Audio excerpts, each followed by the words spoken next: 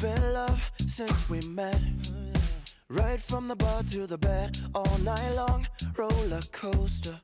A 5-figure scar on my shoulder. You smile, I'm high. I put my heart on the line. I'm addicted to you, I can't lie. It's whenever you kiss me goodbye. I'm high in your love, high in your love, high in your love, high. It's never enough, never enough, never enough. I'm so high in your love, high in your love, high in your love. I'm so high, I can't stop thinking of you. When the world is going down, I won't be there, won't be there. I'm in heaven with you, I'm in heaven with you. We'll be up and losing ground into the air, to the air. I'm in heaven with you, I'm in heaven with you.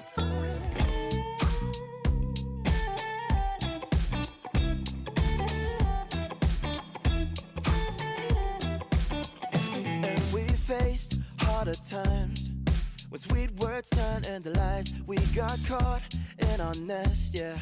I put our love on a rest. Hit the brake, I turn over. And never ever say that you know her. Got a flame to fuel every night. Keep her safe and hold her tight. High in your love, high in your love, high in your love, high. It's never enough, never enough, never enough. I'm so high in your love, high in your love, high in your love. I'm so high, I can't stop thinking of you. When the world is going down, I won't be there, I won't be there. I'm in heaven with you, I'm in heaven with you. We'll be up and losing ground into the air, to the air. I'm in heaven with you, I'm in heaven with you.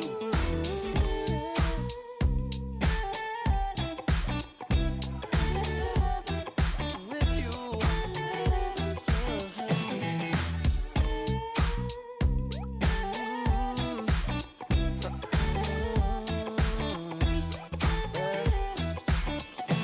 When the world is going down, I won't be there.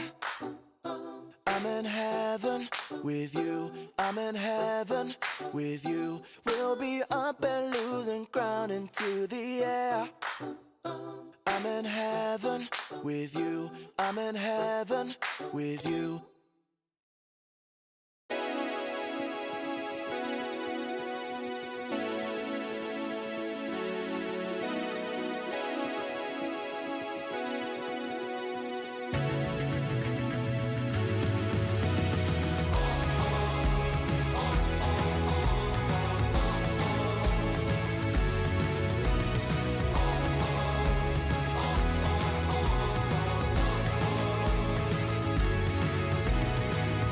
I'm running out of breath, been 100 miles. I crawl over shaky ground to escape from life. Gravity is pulling me down again. A remedy is still to be found.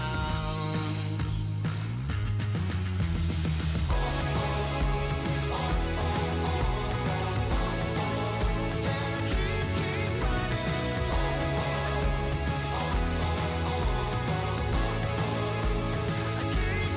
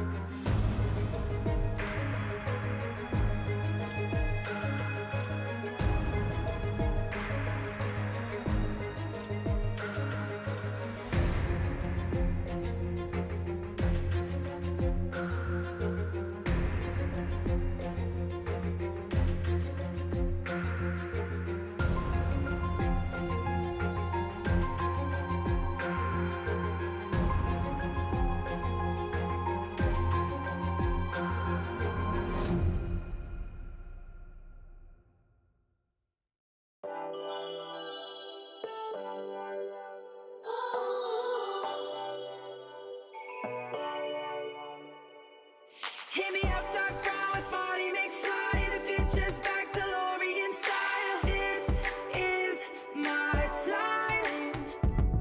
Got my Ray-Bans on, my acid wash jeans, pull pedal to the metal, flashback to the beat. Step into my time machine. On a rooftop in electric Times Square, with the wind in my face and a scrunchie in my hair. Pulled out my rolling D50. Gonna bring back the vibe, walk back to 85. Yeah, you know I got my A-team, Hennessy pop loop drum machine. This is my 80s fluorescent pink dream. Yeah, you know I got my A-team, Hennessy pop loop drum machine. Better believe, still want my MTV.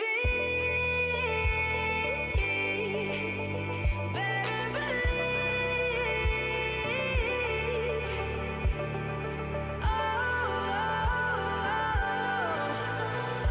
yeah. Hit me up, Doc Brown with Marty McFly. The future's back, DeLorean style. This is my time. Got my Ray-Bans on, my acid wash jeans, pull pedal to the metal, flashback to the beat. Step into my time machine. Through the vortex, crank up the reverb. Back from the future, haven't you heard? 85 is where it's at. Let's revive the whole world. Let's revive the whole world. Hey, yo, ready? You ain't seen nothing yet. Yeah, hop in my DeLorean, get ready, get set. Where I'm taking you now is on my own road. I pick my own path, bringing 80s recode. Put my hand on the throttle, best to buckle up. Rev up the gigawatts, hang on to your butts. I'm just a 90s kid. I just need a time machine to fly away. Hit me up, Doc Brown with Marty McFly. The future's back, DeLorean style. This is my time. Got my Ray-Bans on, my acid wash jeans, pull metal to the pedal, flashback to the beat. Step into my time machine. Through the vortex, crank up the reverb. Back from the future, haven't you heard? 85 is where it's at. Let's revive the whole world. Let's revive the whole world.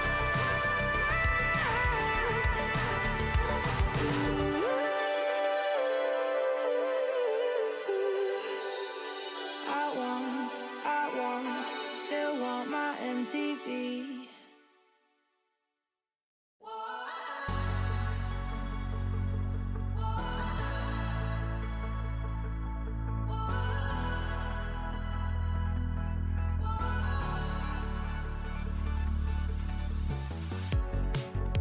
The city lights a neon aglow. We are stars covered in gold. Covered in gold.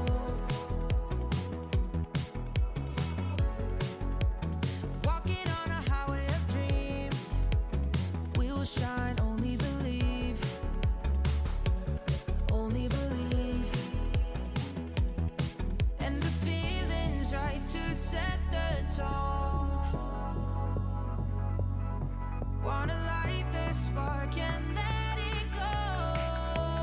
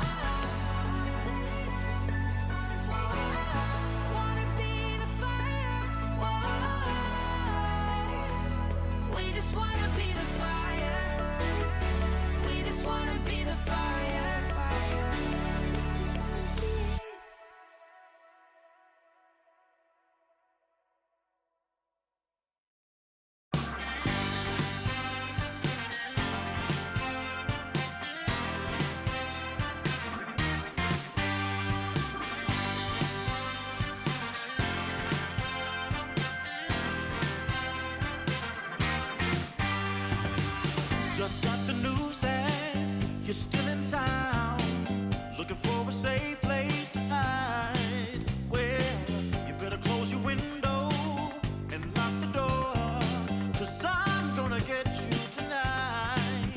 And I know where you are, so look sharp, 'cause here I come, I'm close, so get ready and watch out, 'cause here I come.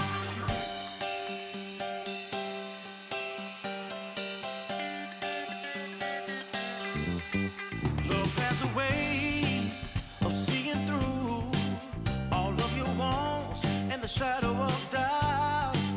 So just get dressed and know for sure I'm on my way to take you out. And I know where you are, so look sharp, 'cause here I come, I'm close, so get ready and watch out, 'cause here I come.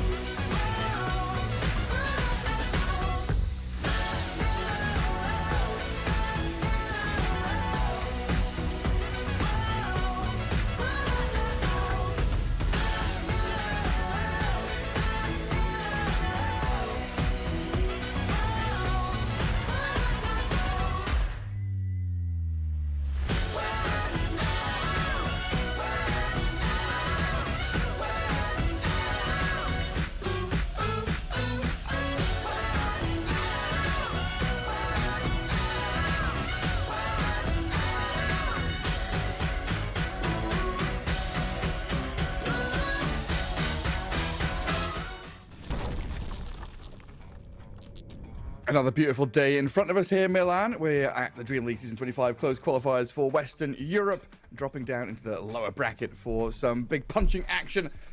Jiggling against OG, our first series of the day, as they've got a bit of a journey now to get one of these last slots to qualify.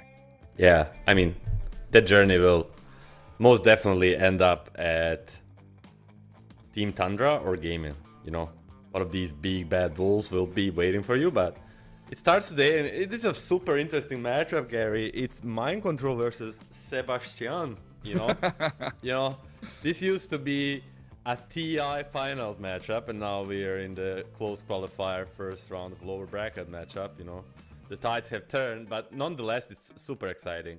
I think these two teams have a lot to offer, and it's a little bit sad that we get them to play each other so early into the bracket, but then again, that's what makes it exciting, right? One of them is getting knocked out, a lot of online. You just, as a experienced tier shit player, like I know it's not the same to lose in first round of lower bracket or right before the slot, It may be, in the moment it feels much worse to lose deeper in the bracket, but at least you weren't the worst in the tournament, and like you had something to look forward in.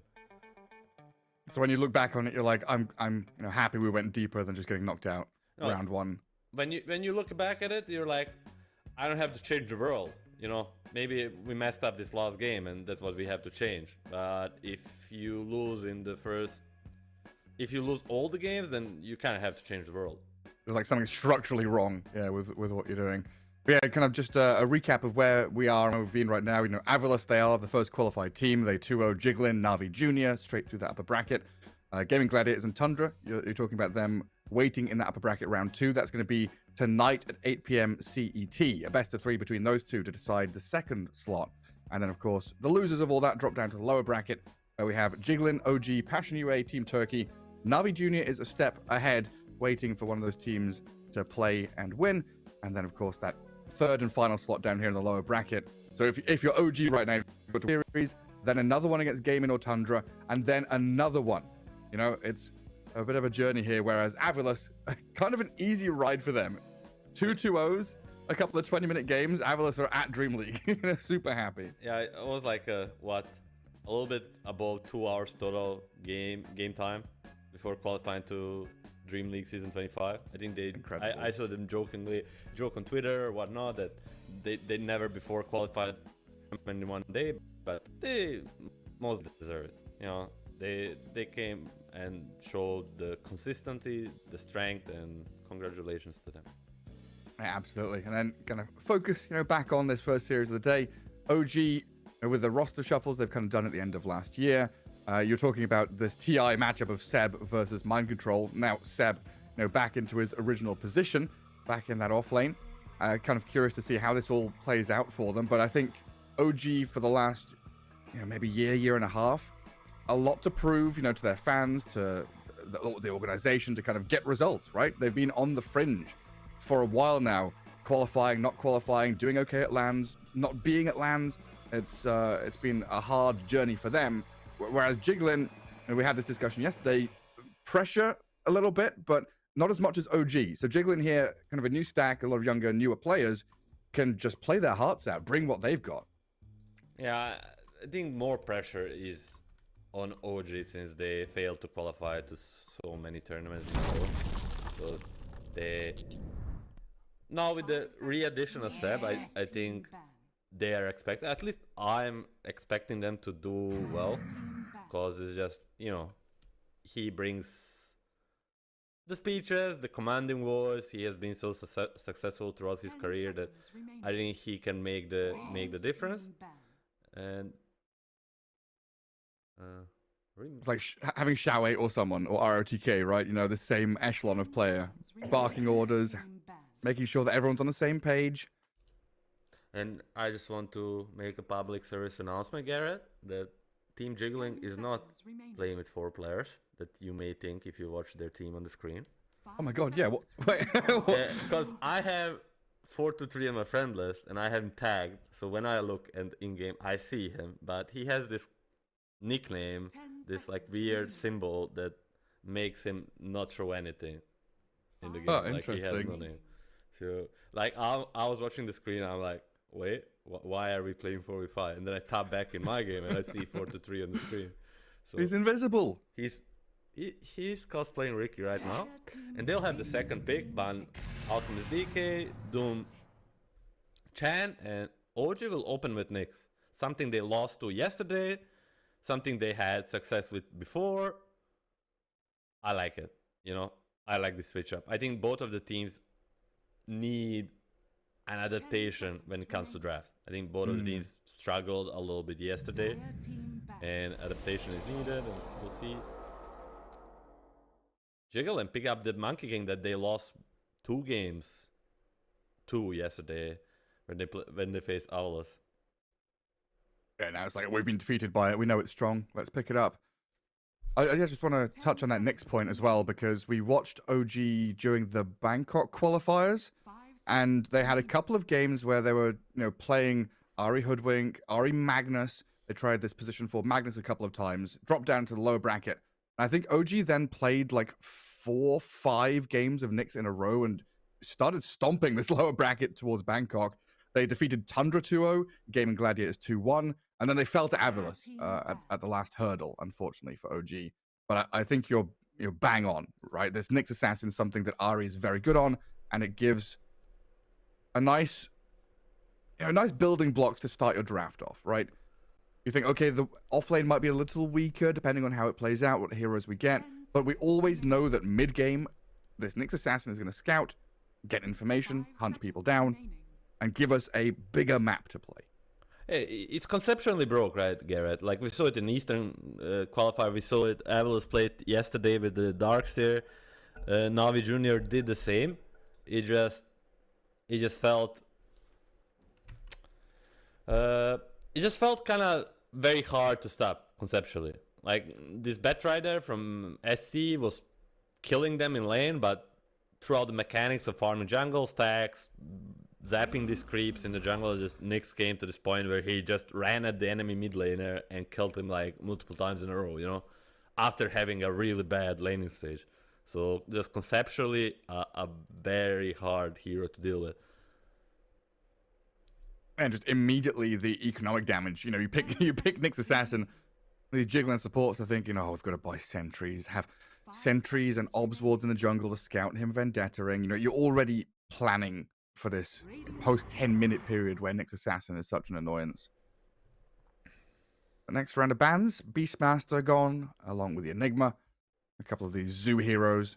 I've already seen Alk, Doom, DK, Chen, all the big boys removed. So what will it be for Jillian? There's like Tusk, Muerta, Lich. I'm expecting one of these 3. Some of the very meta plus comfort picks to come out. Depending. They're looking at Shadow Demon. Shadow Demon. Similar approach. Just maybe a hero that is a little bit, I don't know how to explain, like a safer choice, You can never go wrong with Shadow Demon, but he's not super flashy or anything, he just does his job. I don't know if they actually play 5 Shadow Demon, so I think pretty much logs the lawless pick right here. Okay. OG. And OG Phoenix. And Shadow Demon, alongside Rubik, 2 of these support heroes that were always used against Nyx, because they have stuns that don't do damage. Right? Telekinesis and Disruption both give you a way to kind of stop Nyx without him carapacing or stunning you. The annoying part is the Nyx facet is unpurgeable. So if you get purged by Shadow Demon, you actually fly away. Yeah. If you're first 15 seconds of the... I was very sad to learn that, first-hand experience, I'm just playing a game and I'm like, it's a little bug. I'm going to purge him and kill him, and he just flies away. So no. OG, they tried a little bit of this yesterday and didn't work out, but I actually like it. I conceptually really like their draft, You just have this Phoenix offlane, maybe a flex to a mid, because 9 is like this kind of player. So you have this monkey counter, 1-to-1 lane, flex to flex, and then you have the Enchantress to punish the Shadow Demon. And Jiggling coming out with a Magnus and a Shadow Shaman. So now you've got some pretty big teamfight ultis here through RP, Wukong's command, even the Serpent Ward's very nice to have.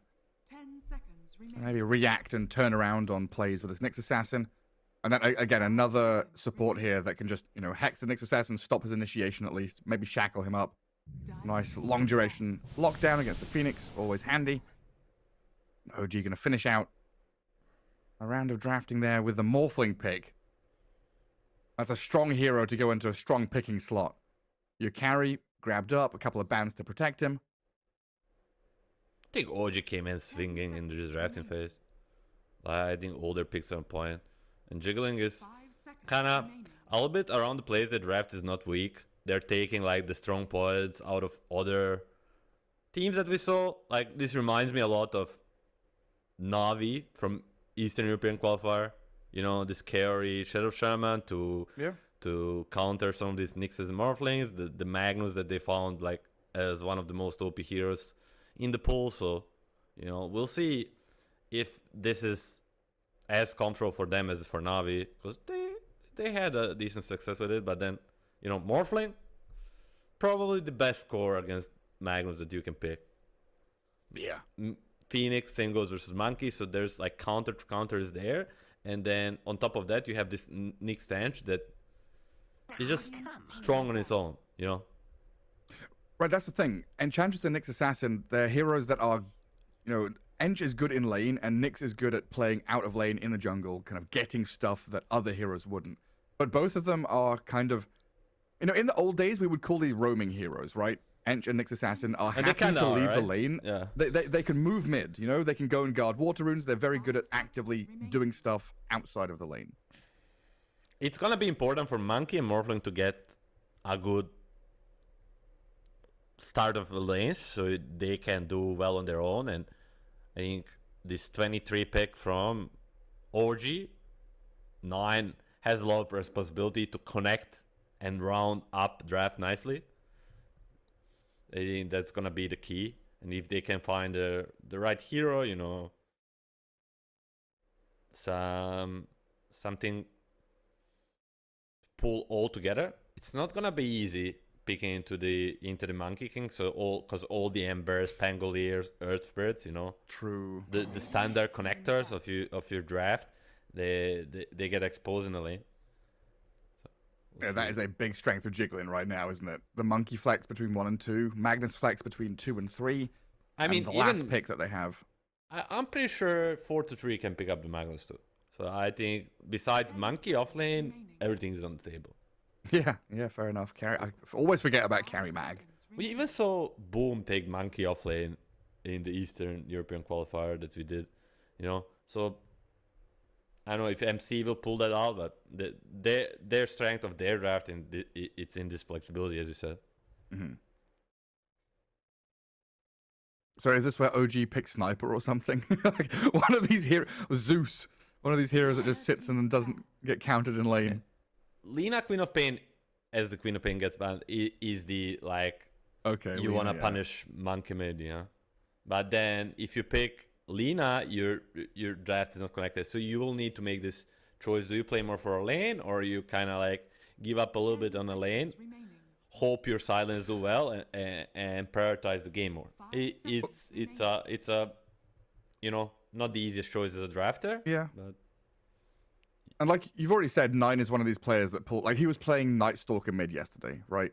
9 has a depth of hero pool similar to Thompson in the old days. He's got some wild heroes he can pull out. So if he's able to find that one hero where it's like this is a good lane, good game for it, we could see that. Otherwise, even if there is a monkey in the game, he might just fall back on this Earth Spirit tiny initiation hero that plays with their draft better than kind of dealing with a counter. one interesting path they could take is if they could find another hero that both 9 and Seb play.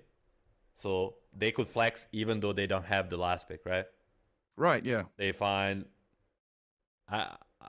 Pango. I don't think Seb plays Pango, but it's like an example. And they pick it, and then they wait for Jiggling to pick, and then they decide where each hero goes. They want to put Phoenix versus Monkey, and the other hero versus the last pick of Jiggling.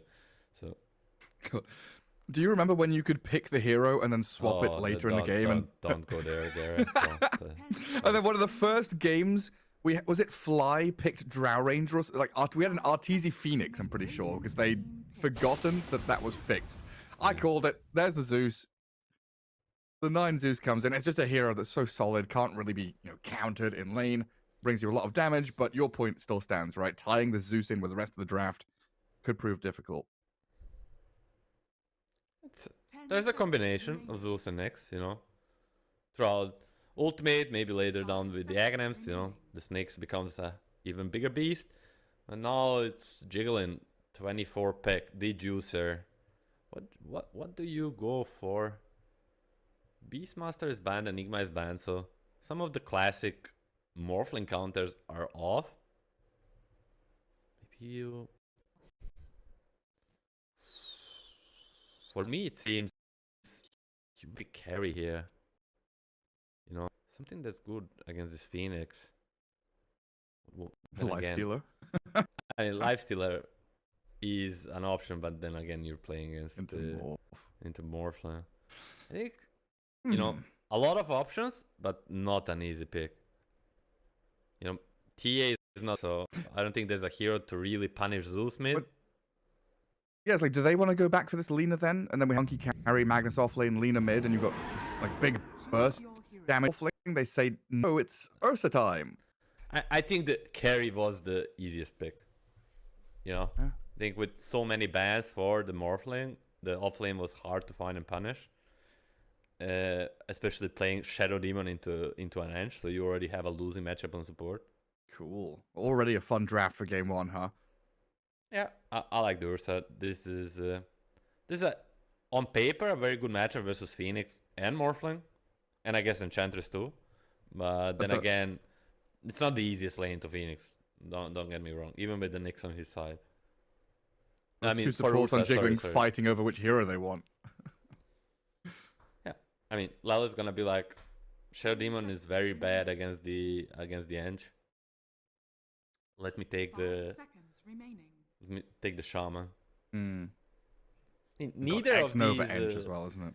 Neither of Lelis or SE has like played Shaman in the last 8 days. I checked during the draft, so a little bit of a experimenting. Maybe in some scrims it was played. But Which definitely a hero we've seen from other teams, right? And you were kind of pointing out Jiggling here, kind of cherry picking some of the strongest picks and heroes and combos we've seen so far. And no surprise to see heroes, like Shadow Shaman and Lifestealer popping up in Eastern Europe, then in Western Europe. See it all across the globe. Definitely a fearsome setup here from OG. Like X-Nova Ench for that bit of tower push map control. Ari Nyx can exploit that through hunting with the Nyx Assassin, and the Zeus brings that global damage. I'm a little curious how head-on fights are going to work, though, because Jiggling have RP Wukong's command, and that just seems like if they are in a good spot, like holding a high ground, or they've got the terrain advantage, Jiggling has the big teamfight combo, whereas OG is more fight around Supernova than chase people, pressure towers. the ease of execution is definitely on the Jiggling side, but OG has this stronger lanes, tower push into pickoffs. Right. The first 15 minutes really need to go well for them. They need to do well in lanes that transition into tier 1 openings, and then right after, Nyx, Zeus should be like just finding these little battles 2-on-2, 2-on-1, and picking people off until they get levels and items to maybe go for rush or take a head-on team fight. Mm-hmm.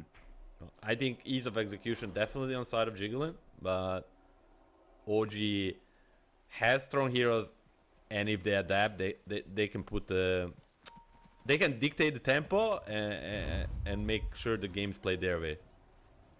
Yeah, especially this Morphling. Like Morphling with the backup of Phoenix Sunray, the help of Nyx. Yeah, sure, you've got a fair amount of disable through the Shadow Shaman and the Magnus, and raw damage out of this Ursa with an Empower. But Morphling has been the king of a lot of these games in the qualifiers. Kind of a late smoke. Coming out of Jiggling here. Again, my brain is so slow this early in the morning. I see nouns, I see secret, and I'm thinking, oh, look, yeah, let's call them by their name. This isn't secret. This isn't nouns. This is a T-Governor stack that's going to get a catch. Shadow Demon starts it onto the X-Nova Enchantress. Pops the Niche with Attendance, but the damage is there. Shadow Demon gets the first blood. A good early start for Jiggling. My prayers are answered. The silver lining is that neither of these cores get the first blood. They get 3 runes plus the first blood, or many? I didn't pay attention, but at least 4. No, 3. Oh, Ari got 3. So at least no first blood for this monkey or whatever. But anyway, a good start. And Zeus against Monkey. 9 just going to be playing keep away. Trying to stay away from the Jingu stacks. We could quite easily see heavy rotations into this mid lane, though. Nyx, Shadow Demon, Shadow Shaman, and Ench. All pretty good at moving to defend water runes. We're already seeing in that bottom lane, the Shadow Demon's like forcing the Nyx all the way far west so he doesn't gather any of the waves, doesn't get into that small camp, but Ari finds a way there to get the sentry down in the end, which is going to be immediately dewarded by the SD. I mean, look at the SC. He started boots, blood grenade. You know, he knows what's up. He's chasing this guy around. He already had practice versus Eki yesterday, so you know. Yeah, that bat versus Nyx was funny. And then in this situation where you've got 2 1v1s, who's happier, the Ursa or the Phoenix? I think he favors the Phoenix definitely, but Ursa also is not gonna struggle early levels. Level 3 probably is gonna the harass will be a little bit too much. And right now, trading farm pretty evenly. Ursa is all, gonna struggle to deny range creeps, and Seb focuses it with Fiery Spirits too. And then we've still got Ari going back, zapping the large creep over in the jungle. That one without SD getting the XP. That's the biggest part. And I don't know. It just feels unfair. You know, feels like feels like a clown fest. And Nyx is almost level 2. Well, he is level 2 now, and Shadow Demon a quarter of the way through level 1. They shared. So now I've got Nyx stun ready. Now they'll get back into their lane. There's 3 lanes in Dota. We can look at some of the other ones. Yeah, we always end up looking at the Nyx lane because he's doing funny stuff. In Zeus and Monkey's farm trade, top lane, is there any aggression or action that could come out of this Enchantress and Morphling lane, or is Magnus and Shadow Shaman going to be able to drag them under tower? It's always the same, Garrett, when it comes to Ench. You know, she's pretty much a creep until she hits level 3, and then with the level 2 enchant, that's where the aggression comes. Lotuses 4-3 sneaky position. Ooh. Oh, it doesn't. Nyx gets it. It's so hard to tell who's going to get it. It's like the only thing I figure out about Lotuses is that I think Gunner told me that if you face the center of the Lotus better, something, you have higher chances. So really? Everything else is like, I have no idea. Oh, the level 3 Phoenix? I'm gonna make a go. Blood Grenade committed. Gonna fully commit, but this is what we talk. As soon as Phoenix is level 4, this Ursa is just very hard to sustain. Yeah, the small camp is contested. OG going to pick up some of those small creeps there. Ursa, he's farming well, but he's always under... Like, none of this is comfortable for 4-2-3. He's having to sweat, play out of his mind to get every last hit and deny. So annoying laning 1v1 head-on against the Phoenix with these fiery spirits. And then Nyx Assassin just doing his business yet again, blocking the small camp, making sure everything's fine. Magnus going to skewer away from top as the Wild Wing that was there from X-Nova. And now the Shadow Demon returns bottom lane to continue the wild goose chase. Now he's like, nah, I've had enough. My 4-2-3 Ursa is crying. I need to go and help him against this Phoenix. There's no camps to pull. No way to reset this lane. Seb sat at 700 health. Dive is ready. Shadow Demon holding disruption here to try and catch him mid-air. Perfectly done. I can't believe he got it like a frame after the dive started. Incredible from the Shadow Demon. Seb was kind of locked there. If he doesn't dive, he's gonna get poisoned again, probably die anyway. So Yeah. it was just a matter of choosing your poison. And Damned if you do, damned if you don't. Yeah, straight on point. Now a case of where is the Nyx? 23 Savage. Dead to mind control. I didn't see that one coming. On bottom lane. It's not gonna die again. A lot of pressure on the resources of this Ursa, but there are no kills. It So- probably just got caught. He was max agi and he had 14 wand charges. So I'm assuming he shifted and was about to wand and mind control just shockwaved him. I'm pretty sure it was one of the classic morph deaths, you know? He just got cooked from the fog. Yeah, shockwave into hit. No, got a couple No, hits in. Shackles were there. It was pre-caught, and now Poppy is making a rotation. He's a tanky morphling. Yeah, waveforms over mind control. Trying to look for some vengeance, but Colpy is here. Like you said, Monkey King's arrived, and 23 Savage already down pretty low on this morphling. That will mean a free room for 9. A haste, one of the best ones. Had the first spawn. Level 6 is ready, so next time they make this go on one of these side lanes, especially on Ursa, it should be enough to secure the kill. Right now they're playing to the siege creep mid. I'm sure Seb would like to get any help. Like he can crush this lane now. He gets anybody. Yeah, I guess their focus from OG is this mid lane tier 1. They've brought the Enchantress across as well. Take down the Watcher here, and X-Nova plays pretty aggressively right into the hands of Shadow Demon, Monkey, and Shadow Shaman.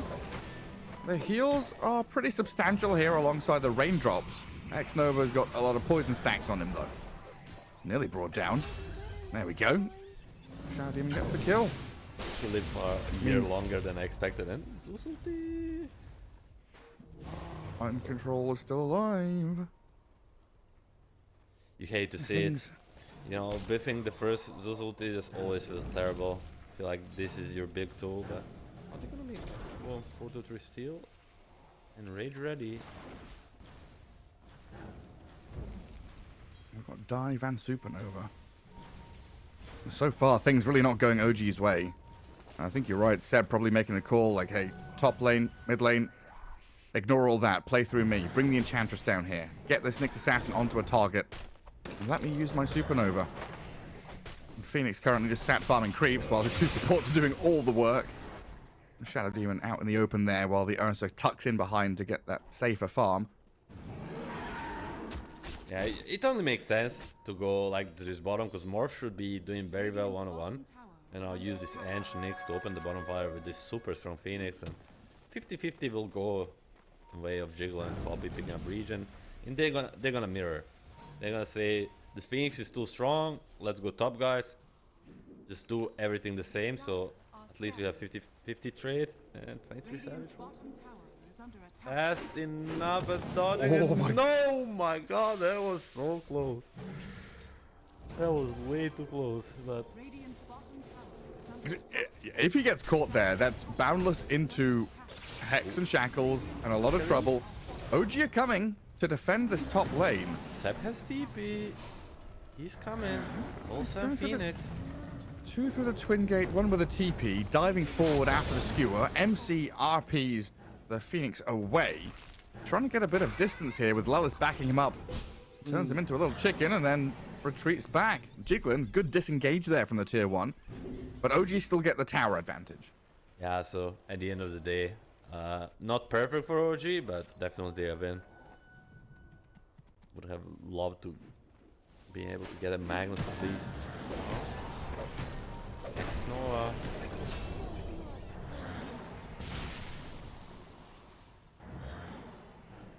What's that third death of X-Nova? He 5 just- kills for Jiggling. This monkey is too strong, and now they're chasing more the Phoenix really. A couple of couriers died to that Shadow Demon, but yeah, Phoenix and Ari over the top of Lelis here with 9's damage.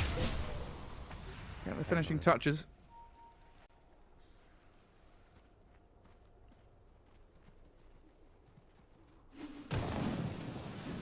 a bit of turn in momentum there for OG. You know, things not going their way. They say, nope, we flip the map.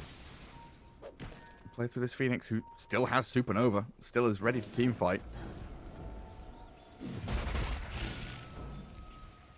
I guess now is in a position where Morphling's taking that bottom lane to farm.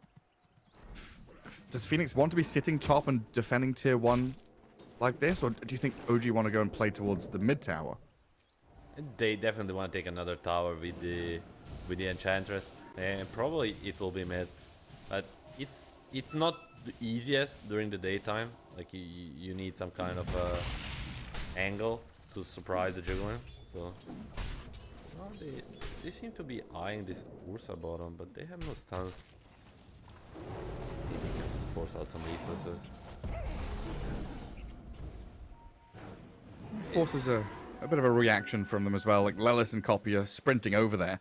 They see Monkey on the board. I mean, they're gonna divert. This is what we were concerned about OG, right? You mentioned it during the rap. There's a no clear Go.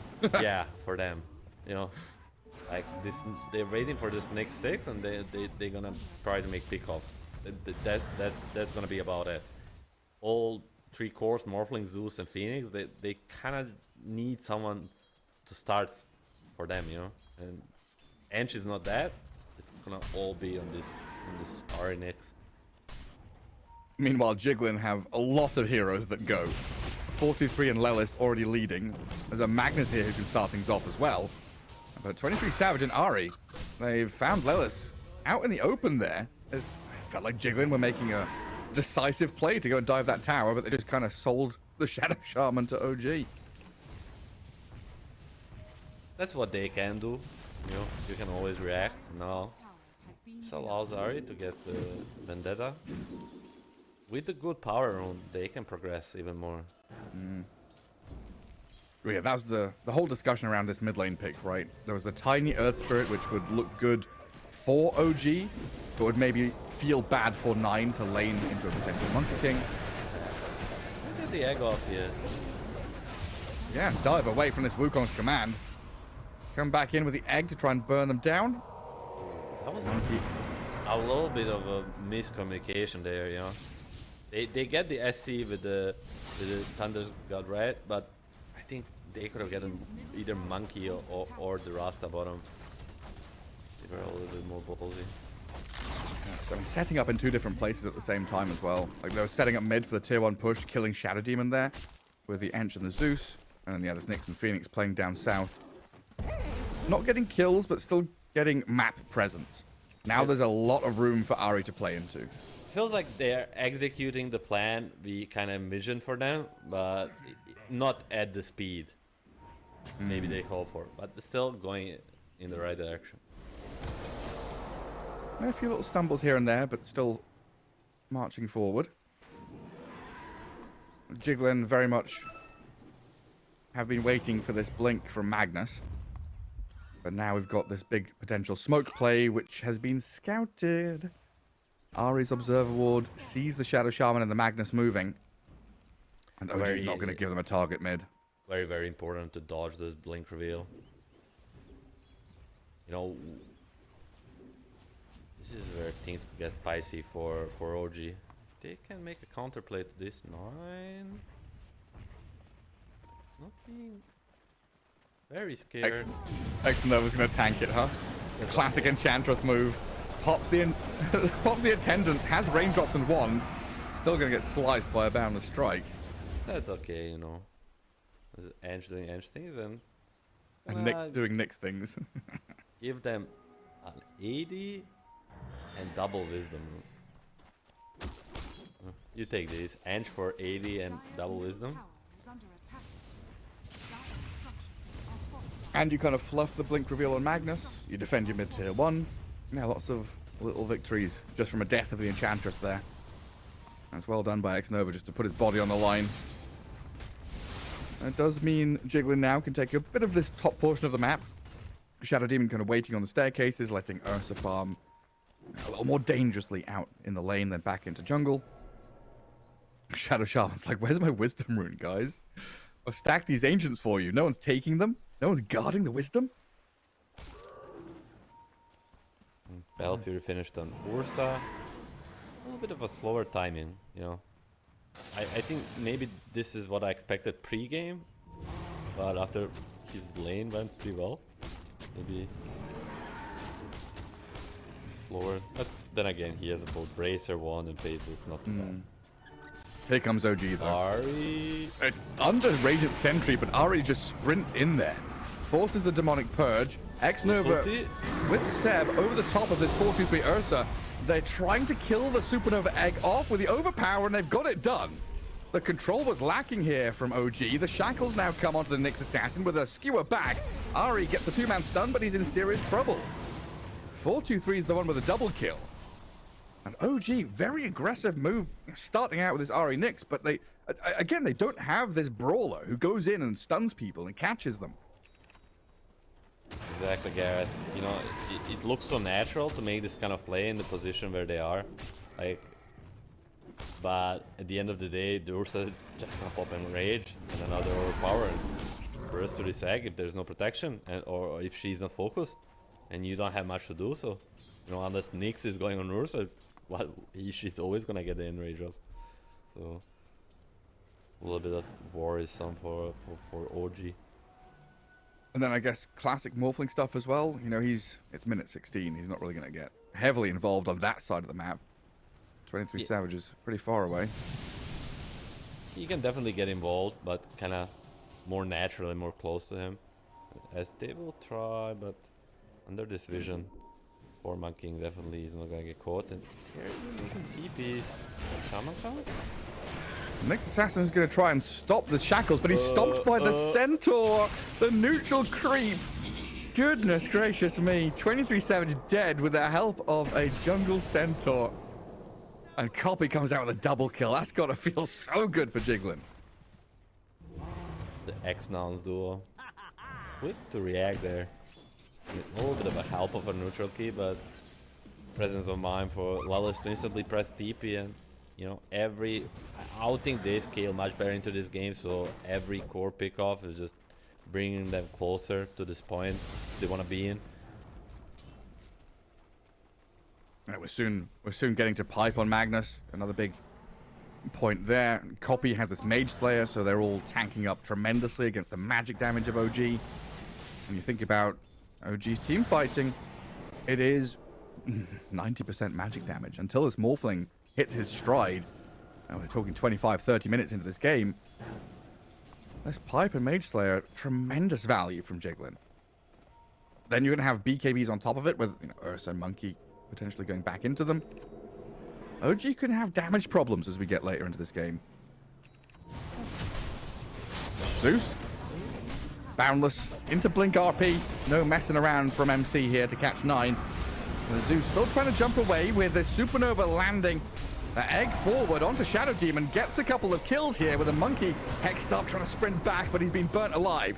Lelis from that high ground trying to get himself out of here, as well as Magnus blinking. They get the distance from OG's catch. A 2-for-1 trade in what looked like a guaranteed Zeus pickoff. A good response from OG to get something out of it.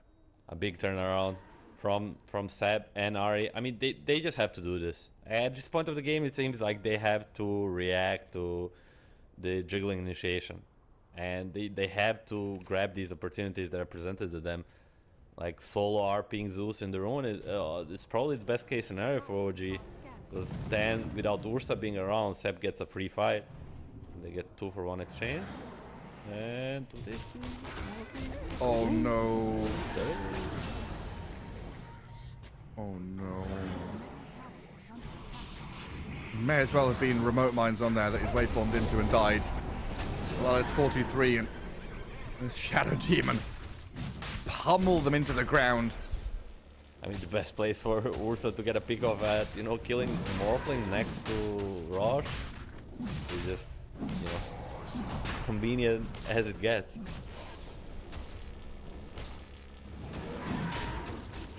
.23 Savage, another situation where he's just kind of not respecting the potential presence of the Shadow Shaman.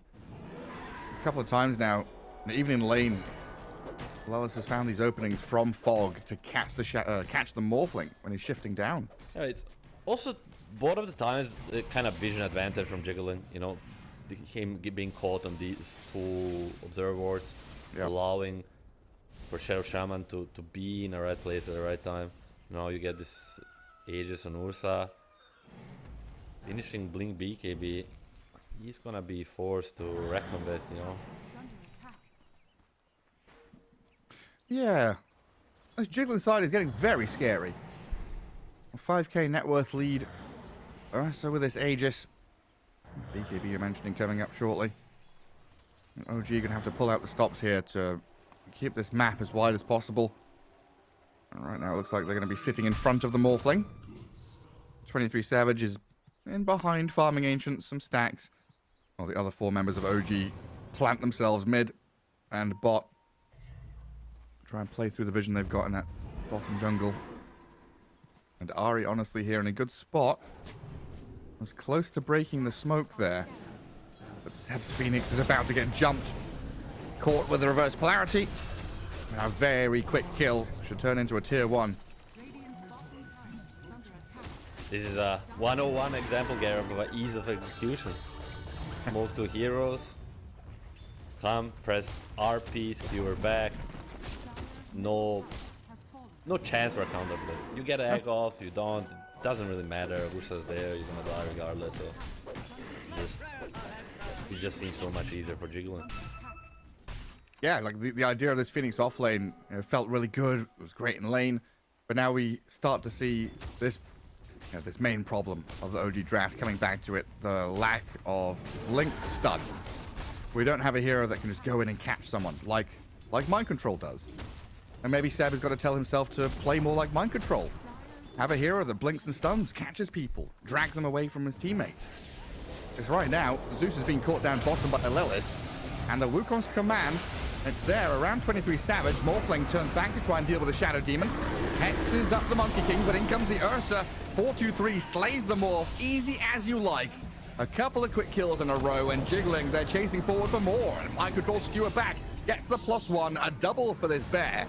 And the more, this Phoenix, he's not got dive. A Yule Scepter is ready, buys a little bit of time, but the Shockwave dragged back in with the Monkey King. 4-2-3, gonna get a triple kill. Jiggling, hold that bot lane once again, starts out with Lilith, hexing up the target, and the follow-through from Jiggling is perfect. 4-3 is just a big bad bear now, you know. If he's around, if he's on our screen, that means OG has to run. They will lose every fight he participates in, and there's just like, it's a very hard position to be in.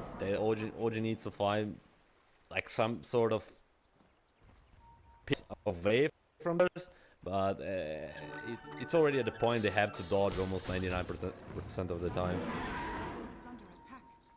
Like dodge and react. Like I guess reacting with Supernova and Thunder God's Wrath, you could maybe turn around fights if you're holding a high ground or something. So far, very difficult to piece together, you know, the game plan in the future approaches for OG. This is a nice attempt. Monkey King has BKB TP.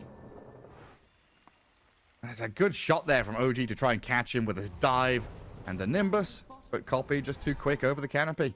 Look at the mid. And now MC. Oh, I'm looking. Mind Control. There's no way they kill Morphling here again, right? Surely no way. He's going to go in and find the Enchantress. There was an Enchantress there a second ago. OG, it looks like they want to try and stand on business here, but Ari taking so much damage, he's got to run. Zeus and Morphling were stepping up to maybe fight back around this ancient area, but against the beyond godlike Ursa, a 10-0-2, 4-2-3 hero. Not much they can do there. Instead, they'll go on to Copy, but he's got Glimmer Cape. Wukong's command ready, and these shackles on the Morphling. Shifting into strength, yes. Waveform ready, no. So the damage keeps coming quickly, and MC's there with the RP to take down 23 Savage one more time. Now with the disruption, they found the Zeus, and this is looking real easy for Jiggling. From here on forward, OG have some real struggles to contend with. Like down the bottom lane, the Phoenix has also been caught by the Lelith Shadow Shaman. I've got to give this man props. You're out on the map, you're trying to do stuff, and there's just a Shadow Shaman there every single time. Another one. I mean, this is a 6th hero being called. Nix is Monkey? ready. BKB cooldown. Do they have anything to fight him back? Yeah, you saved the Ench. Congratulations, but... Oh, man. It's looking tough, you know? All these fights being won by Jiggling, I'm just trying to comprehend, like... If I was on this OG side, what would I try to do? What would I hope for, you know? You know, there's always, like, when you're trying to figure out your way back to the game, there's always an item, a position, something to look forward to, but here I'm struggling to find one, and I was just gonna keep them coming, you know. There's nothing to worry about for this man, and just catch them as they go, and your cores will just slaughter them. You literally step out of your base for like, look at Lelis. He's like, I've got wards here. He's pinging himself. He knows how baller he is right now. 1-3-16. Shadow Shaman is setting up everything. Yeah, Ari is like deep behind enemy lines trying to farm jungle and get something going on the other side of the map. But his Phoenix is probably dying up top. Shackles after the Hex. No? Thunderbolt into Ewells. Is that enough to save Seb here? Absolutely not. Lelis with the zap and the long-range poke out of him, and Monkey King take down the Phoenix, who's now dead for 40. RP soon to be ready. Yeah. It's ready now. I mean, OG have wards towards Dire's middle tower has Radiant Ancients. They see stuff over there, but I don't think Jiggling are going to be playing back into those spots. They are looking forward, looking at tier 2s, even thinking about maybe going high ground if they get a good team fight. Dire's middle tower is under attack. Radiant This Ursa is sort of 6-slotted in a second, you know, in mid 27. bottom tower Not the most expensive items, but almost everything he needs to finish this game off. Dire's bottom tower is Well, there we go. The Zeus just gets blink RP'd by mind control. Just get Way into too easy. position for a second. It just looks like they're not gonna even wait for this second rush. I mean, they could if they want, but without the Zeus, what's there really to stop you 20 seconds in the serpent ward? Ursa just gonna jump high ground, Aghanim shard, ready. Yeah, maybe even just force the glyph and then go Roche. Aghanim scepter ready. Good luck with this Ursa. Pretty long Roche spawn though. I think this glyph tells the story of the OG game, you know. They're just a little bit off. They're trying to skip the waves, they're trying to do whatever they can.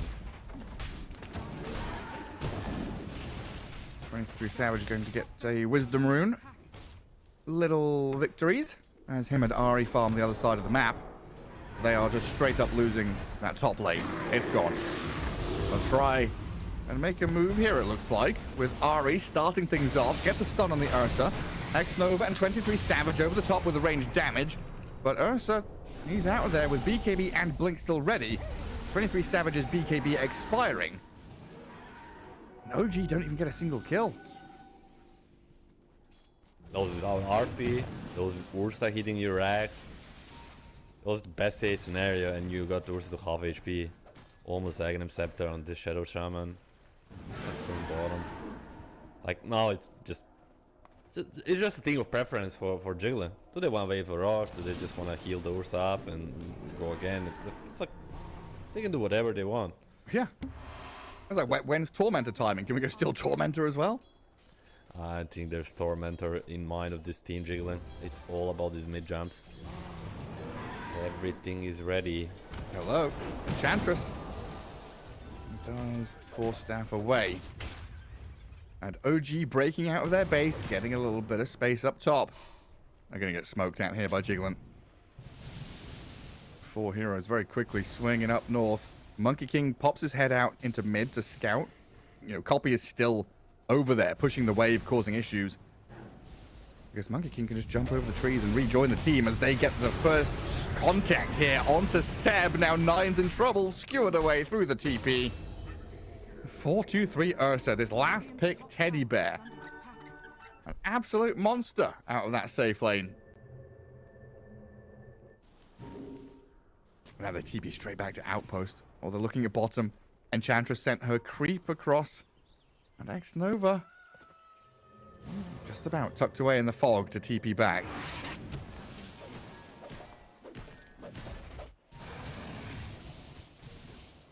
Three lanes are all pushed in. Mid's in trouble. Roche has respawned. Like, now you're in choice paralysis. Jiggling have so many things they can do. What's the best option? Oh yeah, the one with objectives. Let's kill tier 3s. Oh, but Milan, that's a double damage Morphling.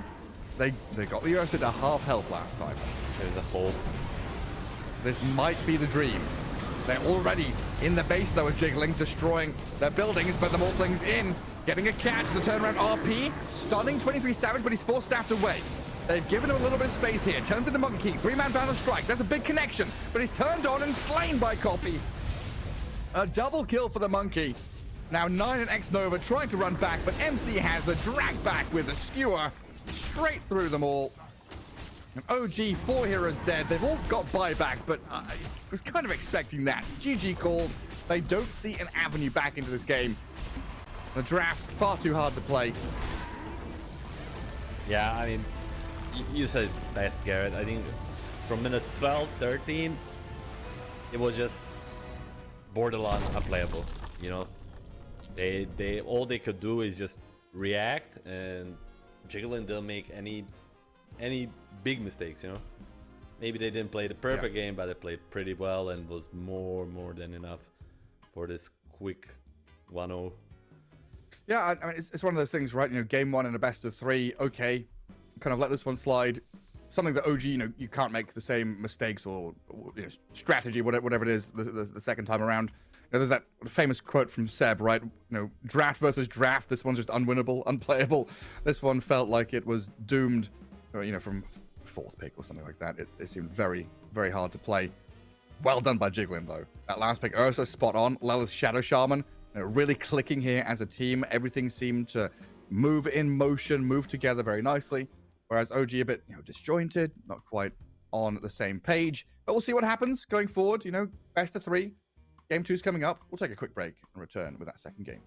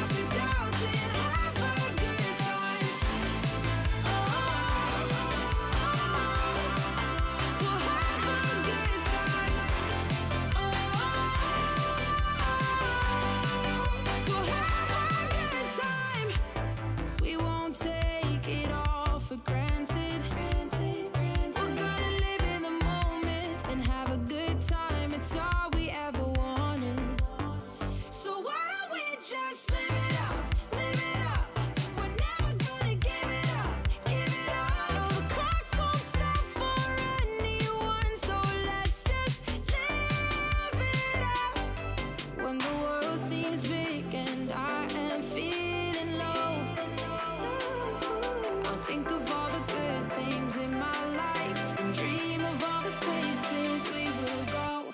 No matter where we end up, we're gonna have a good time. When I promise forever, so together we're gonna shake off the doubts and have a good time. We'll have a good time. We'll have a good time. We're gonna live it up. We're gonna live it up. We're never gonna give it up. We're never gonna give it up. So why don't we just live it up? Live it up. We're never gonna give it up. Give it up. No, the clock won't stop for anyone. So let's just live it up. No matter where we end up, we're gonna have a good time. When I promise forever, so together we're gonna shake off the doubts and have a good time. We'll have a good time. We'll have a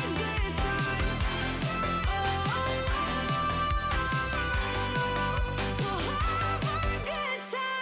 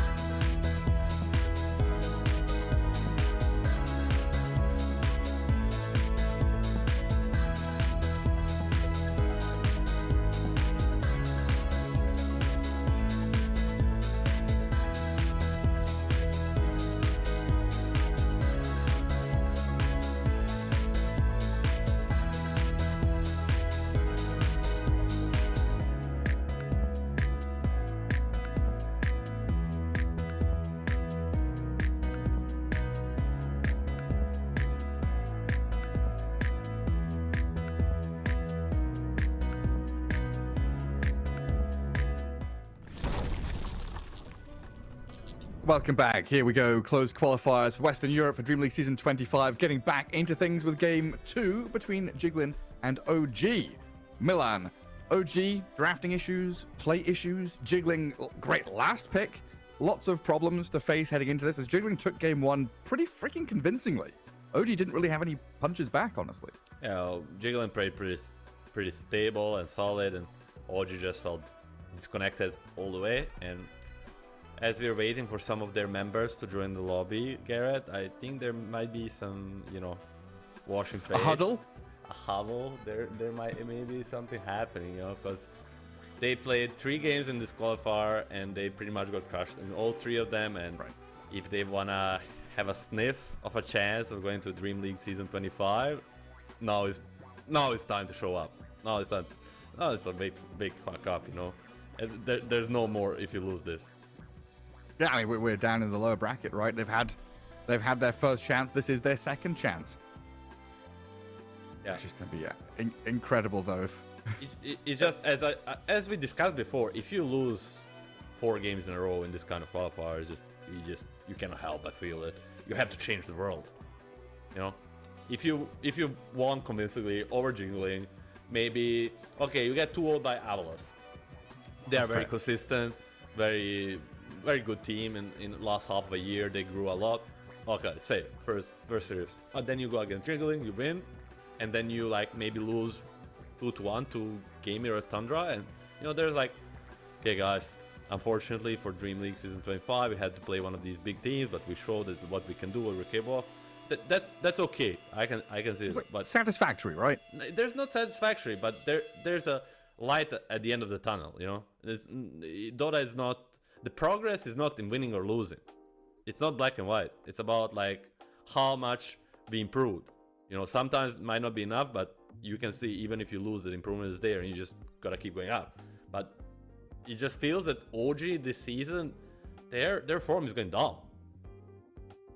They are way far away where they want to be. It's not about me or you.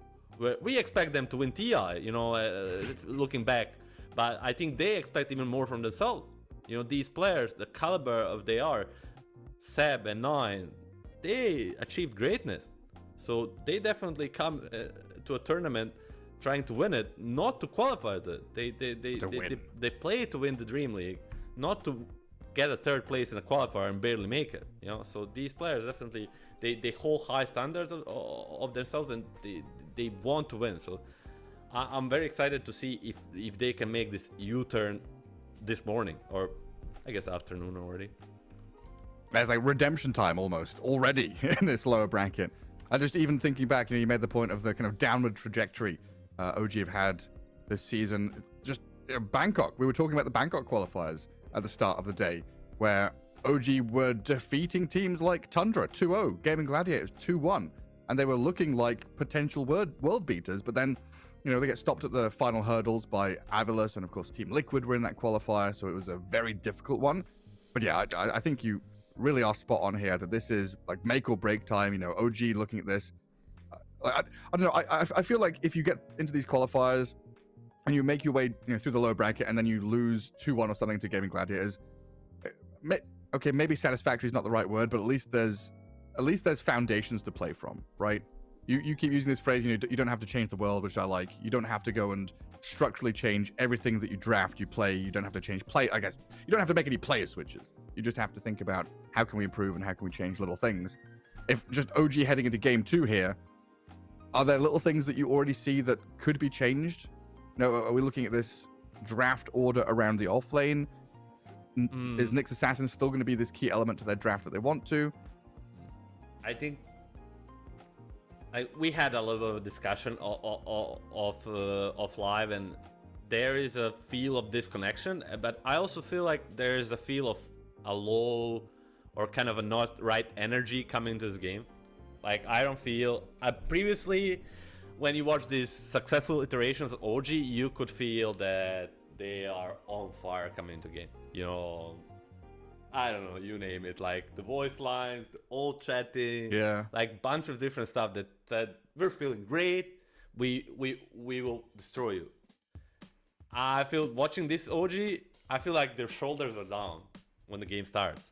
I feel like they're like looking at each other to make a break, you know? Like there's no like this unifying energy that we see from some other teams that come in swinging. OG is like, you know, the shoulders down. So I think it's great to have Seb to change this way around, but this is where it starts. And then draft, maybe Nyx, maybe no Nyx, but their draft was not one hero fix, you know? Yeah, it was just the identity of the draft was very hard to play through no matter what. And like on that point of having someone to kind of direct and have that drive for the team, it's nice having the player that does it, but it's also very nice having a player on a hero that does it, right? If we're thinking back to old OG where, you know, minute 4 they're diving tier 2 towers and crazy shit like that, you want some kind of Seb Axe or, you know, 9 Earth Spirits, something that can keep that ball rolling and give them momentum, which it really felt like they were missing in that game 1. But draft for game 2 is coming up. It's you know, clean slate here. OG will try and remedy some of the problems they had, and Jiggling going to try and replicate some of the successes they had. It's going to be the same order. First pick for OG and second pick for Jiggling. So 10 seconds remaining. Some of the same bans we'll see. And 5 I think seconds remaining. keeping it simple might be the right approach for OG, you know. I think they were kind of cooking in the game 1 draft, but at the end of the day they overcooked, you know. You know, first few picks felt pretty interesting, you know, but at the end of the day they just kind of they were all around the place. So the Phoenix came out of the oven dry. Like, left it in a little bit too long. The Nyx, Phoenix, and was kind of a I saw the direction and then I just felt like 23 Savage and 9 chose their heroes for the last 2 picks and like completely disconnected the original idea. That's how it felt. So we saw in chat during the game 1 draft that Kaz was drafting. That's what Ari said. Like coach PC crashed or something. So Kazu will say we ban Clock Gyro like the first game, and then the only switch up will be this Monkey King ban into a Nyx again. So, and previously it was TA. Yeah, was TA. Only interested in Jill and pick up the because I think Copy's best hero is Monkey King, and like leaving Monkey King in the draft to counter him when he like it's you pick this Phoenix, but unless you pick another hero that kind of messes with him in lane, then like at the end of the day he's gonna get the good lane no matter what. And now we'll see the Earth Spirit, a kind of similar approach, just that Earth Spirit is not flexible. So now OG has a much easier way to deal with it. They can just 10 seconds remaining. Oh, sorry, I just remembered. You say Earth Spirit's not flexible, but 5 seconds remaining. OG in the last qualifier flexed Earth Spirit offlane, and Whisper played his first ever offlane Earth Spirit game, and they won that game. and they won. I remember. And they won. I So don't know if you say Earth Spirit's not flexible, I believe it's not flexible for Jiggling. yeah, okay. I think Whisper is one of the most talented players I have encountered in Dota. It's Like insane. he can play anything. Mind Control is very talented too, but he doesn't deviate as much. So Lelis, sure. I can see the world of Lelis popping up some Earth Spirit, but I think this is 9 out of 10. Oh yeah, A copy. 9.999 times out of 10 basically. 5 seconds remaining. Our next round of bans coming in. Do you want to protect this Earth Spirit at all in the mid lane? Or do we ban out these Lenas, Huskars, stuff like that? Or are you just happy to say, Earth Spirit, go sit mid, you're going to do the job? I don't think there's a value in banning one hero to protect Earth Spirit. If they want to cook him in the lane, they can find many on the last pick. I think it's better to protect whatever core hero is gonna come next. Like they'll have to show one more. So banning for you pos 1, pos 3. Like if you're gonna do something that is exposed to Nyx Darkseer, you can get rid of it. Maybe ban the Enigma or Beastmaster if there's something you'll struggle against, or if you're picking your offlane, you can probably get rid of the Morphling or whatnot. So just need to figure out what you want to do and then ban accordingly. Radiant team pick. Yeah, that's gonna be Enigma we mentioned, so probably be seeing a carry that's not the best against the Enigma. And then for OG here, I would love them to just 10 pick a mid laner seconds here. remaining. You know, you know the Like- matchup. you see the matchup 5 pretty seconds much. remaining. There's like, Dire team pick. you know, that's a Pango. Just Nice. keep it simple. Pango CM, you know, maybe they're listening to our stream. 'Cause they're doing exactly this, you know, it doesn't get much simpler than that. You know, some casual CM Pango. They've already like tripled the stuns and disables they had from the first game as well. I mean, these guys are very, very smart. So I feel like whatever we figure out is the issue, they are twice as fast to figure it out, you know? So, well, let's see what Jiggling prepared. Is there any 1-3 flexes? Tiny. I think they did Dawnbreaker before, but you don't do it versus the Nyx, and that's the Magnus. That's the flex. Classic mag. I'm still curious. You brought up this Pango in the last game. If Seb can, or well, I guess he can, but will he want to play it here?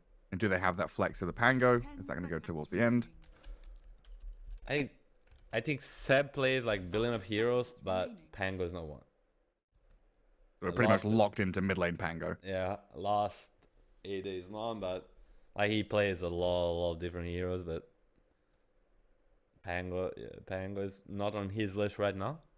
So Dire team pick. I'm pretty sure it's gonna be just a mid Pango versus the Earth Spirit. And Muerta, which leaves Shadow Demon as +5, a hero that Lawless likes a lot, also like a very stable hero in the meta, and this is the hot pick for OG. 10 You know, seconds remaining. who do you put your eggs in? Which basket? Is it the Seb 5 or seconds remaining. is it gonna be 23 Savage? Yeah, this is the defining pick. You can go again Morphling against Earth Spirit, Shadow Demon, and the Magnus. I wouldn't mind it. You know, it's just, did they lose the faith in it? Team ban. Maybe a little bit, but you know, this is a level 30 Seb Beastmaster. So he's saying, give me the Beastmaster, I'll carry. And Beastmaster very much an identity hero, right? If you're going to kind of build a draft around someone, Beastmaster's a good hero to get out of lane and play through. It's kind of nice here that they give that strength. And again, right, that topic of having a director, having someone who's, you know, lifting spirits, making sure that moves are being made. Seb's the guy to do it, and Beastmaster is a hero to do it. So everything kind of lines up there to allow... Like, OG now have a brawling lineup. Game 1, they could not fight to save their lives. They had to react, wait, buy time. Now they can dictate the pace of play. They can get this Helm of the Dominator, play through the Beastmaster. Rolling Thunder from Pango allows them to fight very early on. And then Nyx Maiden, not super reliant on levels or items.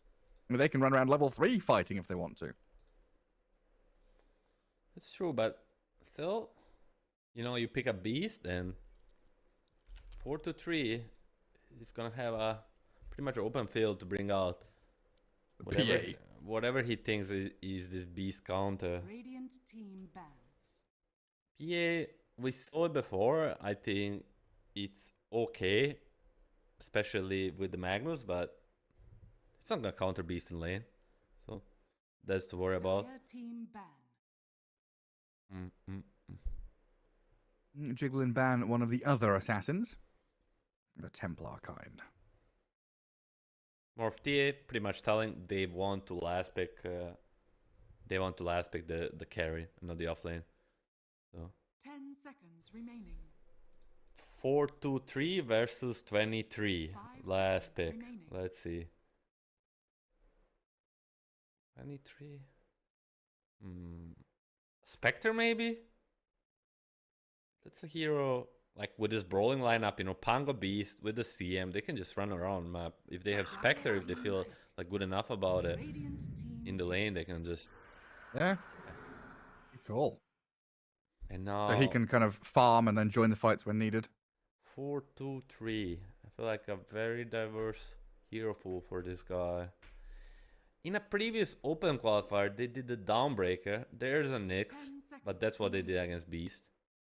You know, kind of a suit 5 seconds Earth Spirit remaining. and Magnus very much. And you know what he kind of opened my eyes to is that his Dawnbreaker is not like a semi-core. You know, he goes Treads, Armlet with the Empower. He gets all the good items, you know. So I could see him do that because it's kind of a classic for him.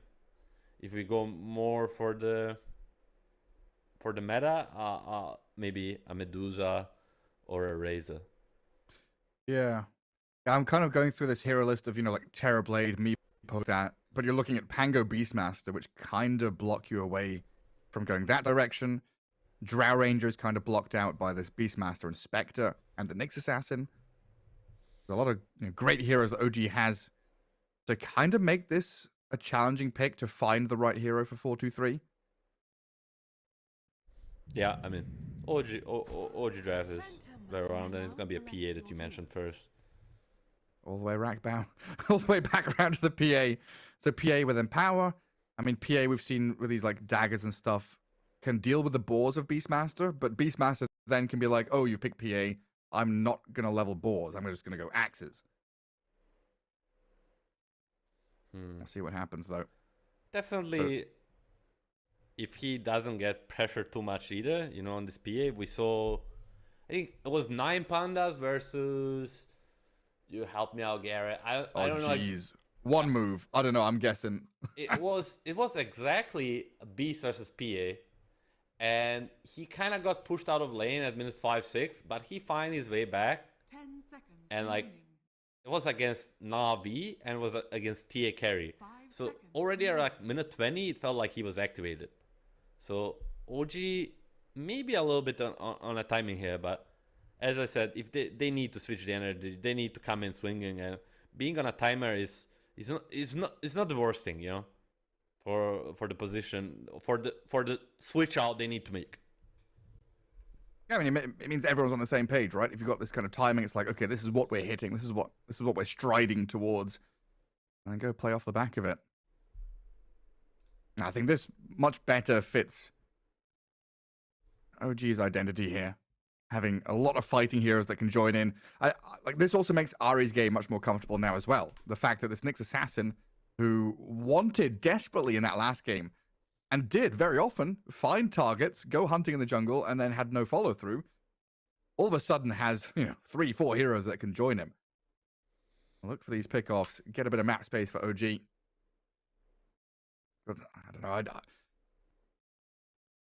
I do like Jiglin's lineup. I'll agree with our observer. Vepas I think. What's he doing? I think Jiggling has a better draft, but I see a progress in OG's draft. You know. Yeah. And it's never so simple in Dota. Draft is one, execution is other.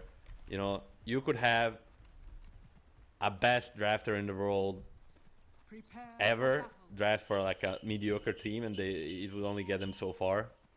So, you know, it may be in a better position, but still, there's a much bigger ease of execution this time around for OG. You know, I think Jiggling still easier for them to just kind of slow the game down, get a couple of items PA, and then she will be unstoppable. But this time around, OG doesn't have to hope for miracle, at least. Now this time they've got so many ways to actually play their own game, make their own moves. Going for a late smoke now as well. Looks like they're coming down into that bottom jungle. As Jiggling are going to meet them. Oh, this is what we love to see. Pre-rune fight. 5v4 though, right? Yeah. Or Jiggling have the 5. 0 versus 0. And they all avoid each other. Oh, that's upsetting.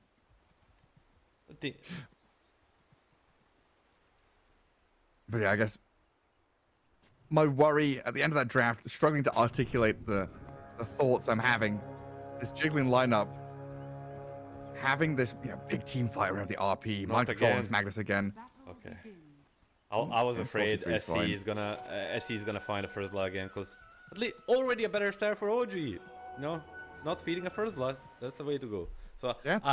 I'm not gonna lie, I'm cheering for game 3. It doesn't mean I'm against the Jiggling. It just means I'm for more of exciting Dota. So That's fair. you know, a little bit biased here. But yeah, definitely a little worry about OG relying on these cooldowns to go and fight non-stop. I've seen a couple of games where Hango Rolling Thunder uses it, misses out on a kill, doesn't get anything done, and struggles to kind of scale and keep himself relevant. Beastmaster, a similar story. We've seen plenty of games where Beastmaster gets a good lane, gets a good timing, and then they don't play through him, so he loses a lot of that momentum. If Jiggling are able to kind of dodge some of the moves from OG and then play back in with this Earth Spirit PA who don't really rely on cooldowns all that much, OG could struggle with these extended team fights or fights during the downtime in between the royalties. We'll see what happens. Magnus and Muerta up at top. Deadshot and Skew are very irritating tools to try and deal with in lane. Already X-Nova is going to be Shockwave and Skewered back in towards Lelis. Some good damage to start out. Not a kill, but definitely putting the Maiden within that threshold of I dare you to return to lane. Very strong lane between Magnus and Muerta, especially level 2, double reposition tool. Spectre was never a force to reckon with, so... Bottom lane, Ari. Poisons. It all stacks up, and now he's disrupted. And the Phantom Assassin is the one to get first blood, while the Shadow Demon gets away from the axes. Seb, 4 stacks of poison on him. A 5th is coming, nearly dead, but he gets the TP. Back to his tier 1. He is alive, but with no regen. What kind of life are you living? He's gonna sell 1 item to buy a salve for Nyx to bring, but that was so close to a disaster. Already pretty bad, you know, 5-0 versus 9-4. This lane is going much worse than I anticipated. Ari on this Nyx assassin deciding to kind of straight up lane versus this PA, and it's not proving to be a best decision so far. Not often you see that either. Radiant pull the large camp. Actually manages to get it done. Shadow Demon drags the wave in there, but it's going to get farmed by Seb. Gives PA free farm under tower and also kind of resets this wave. Gonna meet back in front of the Radiant tier 1, so a good spot for Jiggling to be in. And then Shadow Demon also gets the Lotus pool. Magnus having a great time up top as well. 15-5 against 7-1. His bot lane was hard for Beastmaster, but top lane very hard for Spectre. And then back to bot lane where it's hard for Beastmaster again. Caught, disrupted, poisoned. And Ari's Nyx nowhere to be seen. Shows up now for a stun to try and help out, but Beastmaster dead. And Jiggling running away with his bottom lane already, minute 3. It's a scary sight for OG. Shadow Demon and PA are 2 great Dota heroes. The biggest weakness is the laning stage, and seeing them dominated is a scary sight.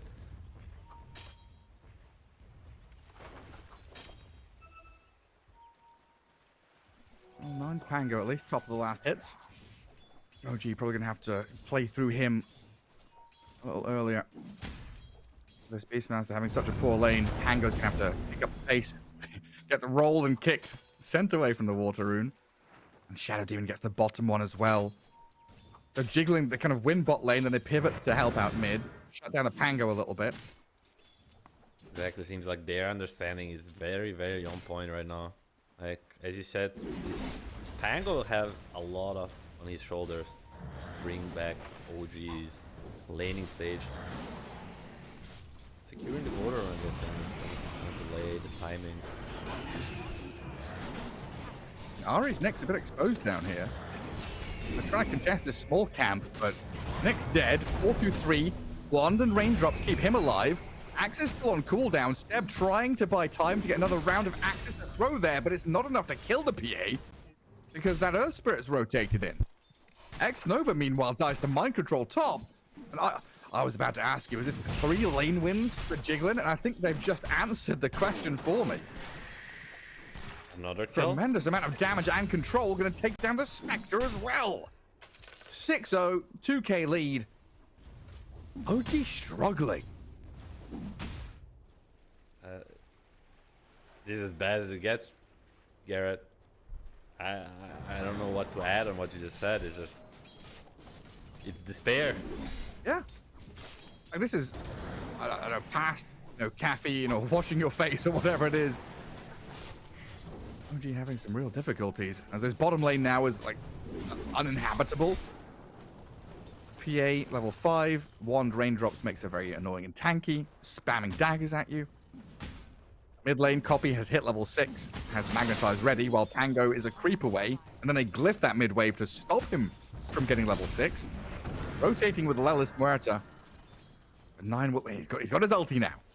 At the very least, OG can fight around the Rolling Thunder.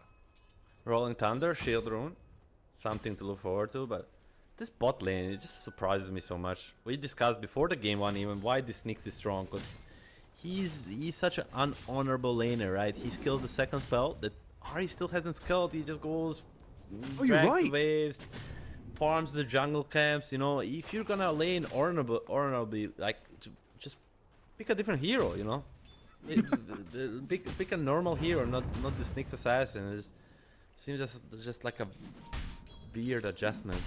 Emoji. Oh, he's got Mind Flare now. But yeah, Ari definitely not getting the advantages he would normally get as a Nyx assassin. Poppy going to base. It's gonna be very interesting to see what he does. He's level 7. TP to any of these side lanes. Radiant's Or middle just straight back tower to is mid. under attack. That's good information for OG. Means he cannot react well, but making his way down there already. Thinking about it, yeah. Now He drew the line saying 9 has run down there, so that's why both PA and Shadow Demon are going through the Twin Gate. They're already preparing the evacuation. And hell, that's not preparing. They have evacuated. Dire Scan Spectre. connects on them top. Dire's middle tower is under Tango attack. does have a TP to help. Well, this. This is almost 5 heroes here. I don't think you fight this back. I think you let this man die and just mirror this tower pressure.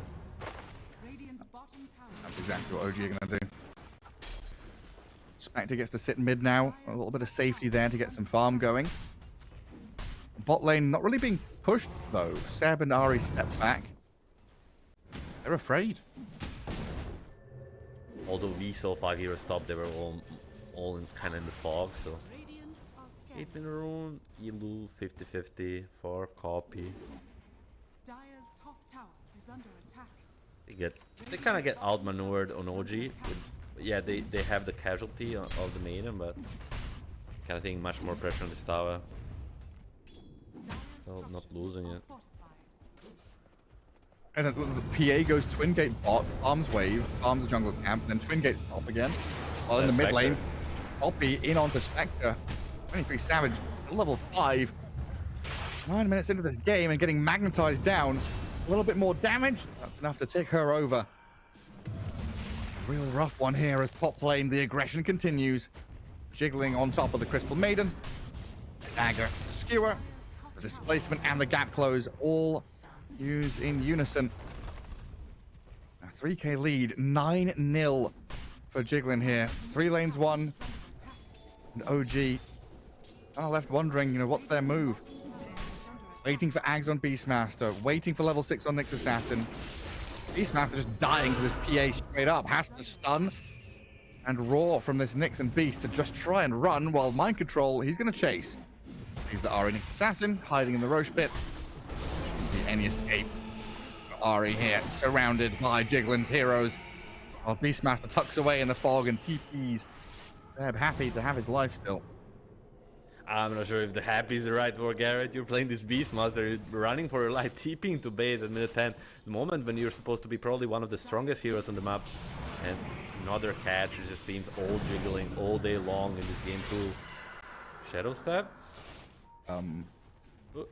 He escapes for a moment. So this is a question that we asked yesterday, right? Can you Shadow Step the illusions? Yes, you can. Very nice. So just, but still, paints the picture of this game. They're just reacting. They're just running for their lives. 11-0, 5k. You get this haste on Pango.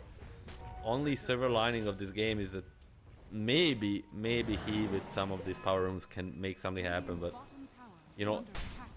you don't come back to this game with killing 5 heroes, like step by step, same as kind of Jiggling is building their advantage. So you gotta start doing something, you gotta start using this Rolling Thunder, and they're gonna try exactly that. 2-man smoke to this bottom lane. Can they find 4-3 finally? Because they need map space. They need a tier 1 tower bottom. They need something, a kill, a fight. There's something to put up there. They are 11-0 down, and this PA is going to avoid the attention just about getting through the Twin Gate. Off she goes. Dire Vision will confirm it, sees her move up top. OG, barely missing that window. Bottom tower is under attack. Oh, Garrett, not even the one rotation. Radiant structures are fortified. So then who do they get their first kill on? Is Nyx coming through? No. No, he's not. Power will be there. Something, but and again, every time they have a move going, there's even a better trade from Jiggling. You trade 2 towers for 1. more importantly, this literally you're losing your mid tower for free to Muerta hitting it Dire's middle tower as it is gets in. under attack. Magnus? Shadow Demon? Dire's middle tower has fallen. They're always hunting. It's just non-stop hunting. Mind control. Blink is on Courier coming. He's going to start off on Spectre without it. 23 Savage jumps not that far away over to the Shadow Demon, and that still leaves him open to this RP and the damage from the PA. 9 in the meantime has died to Lelis and Copy, rolling in deeper onto the next assassin to get a dominating streak on both Earth Spirit and the Muerta, who are 2v3ing this middle lane. 3v1 top kills a Spectre, 2v3 mid kills the other 3 heroes. What can OG even do at this point? Hide, farm, 5-man smoke. It just feels like the options are so limited to them. This draft from Jiggling is so strong, oppressive. Out of lanes and now into this mid game. It's just, you know, we wondered what's gonna happen when this PA gets UI and starts jumping on you, but minute 11, PA is killing the enemy carry, you know, who already in a tougher matchup. It's just everything going wrong for OG and everything going right for Jiggling. You know, OG needs to already at minute 14 look for a miracle, you know. 15-0 down, 8k gold is one of the biggest stomps we have seen this qualifier so far, you know. OG Miracle fans, maybe.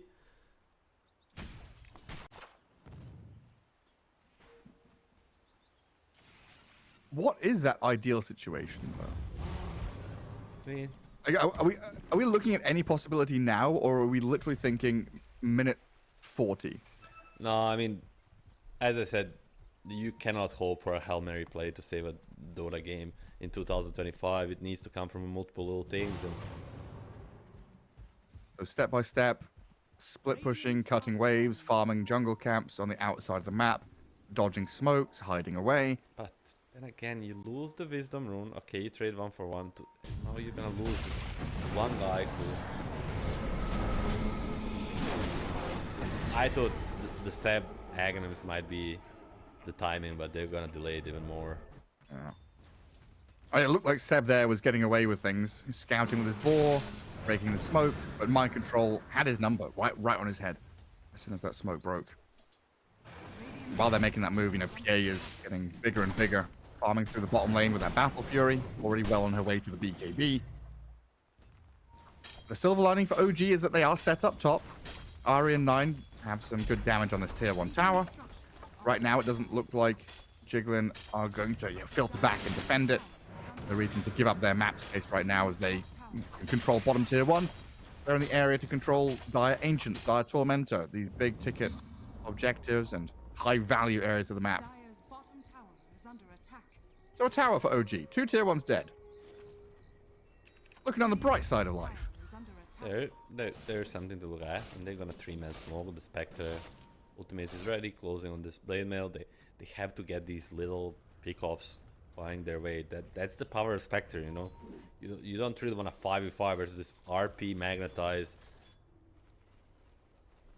They're gonna try to find something. Ari desperately looking around. Trying to find something. Out of the corner of my eye, I see Twitch chat. T-Governor's out there just jiggling. He's just jiggling in chat. His team is 16-0 right now against OG in game 2, where they're already a game up.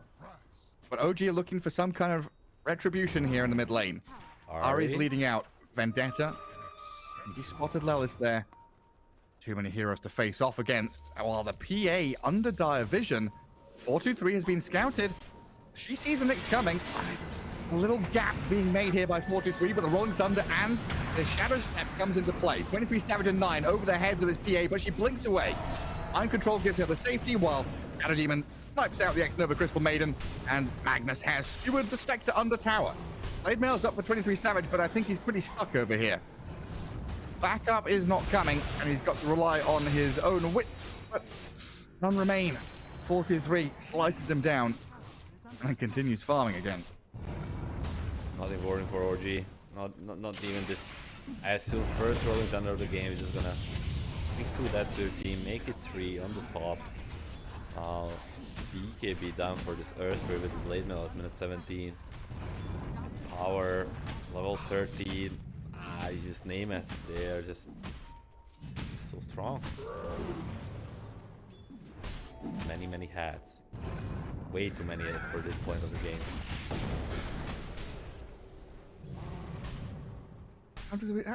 How do his hats not get stuck when he rolls? You know when you're vacuuming up and your girlfriend's hair or whatever, your pet hair gets stuck in the vacuum cleaner? I thought all these hats of the Earth Spirit would get stuck inside. Somehow the magic of Dota physics. Jump in. Link RP onto the Spectre with the silence of the calling. And that's for position 1 carry dead. OG lose another spot on the map. Another big kill for Jiggling. 20-0. This is embarrassing for OG now. It's tough, but they're still not giving up. Ari will start. Poppy has a BKB. Aurora's there, holding him in his place, but Ari, they just have to run away now. Assassin destroyed by the Earth Spirit as 9 comes in, round 2 with the BKB wearing off, the Rolling Thunder and the Shadow Step is good. Destruction saved though, buys time. The calling's down, Freezing Field from the high ground, rolled away from by Copy, who silences the maiden, gets away from danger while Seb is slain by the PA. Another one on the menu here for Lallis to take down the Crystal Maiden, and Spectre the only one who survives. OG still without a kill. The Earth Spirit got away on about 100 health. Must be honest, Garrett. I don't think we're playing for OG comeback at this point. I think playing for OG 1 kill? I think we're playing for this 1 kill. I mean, I played competitive Dota for a long time and I watched competitive Dota.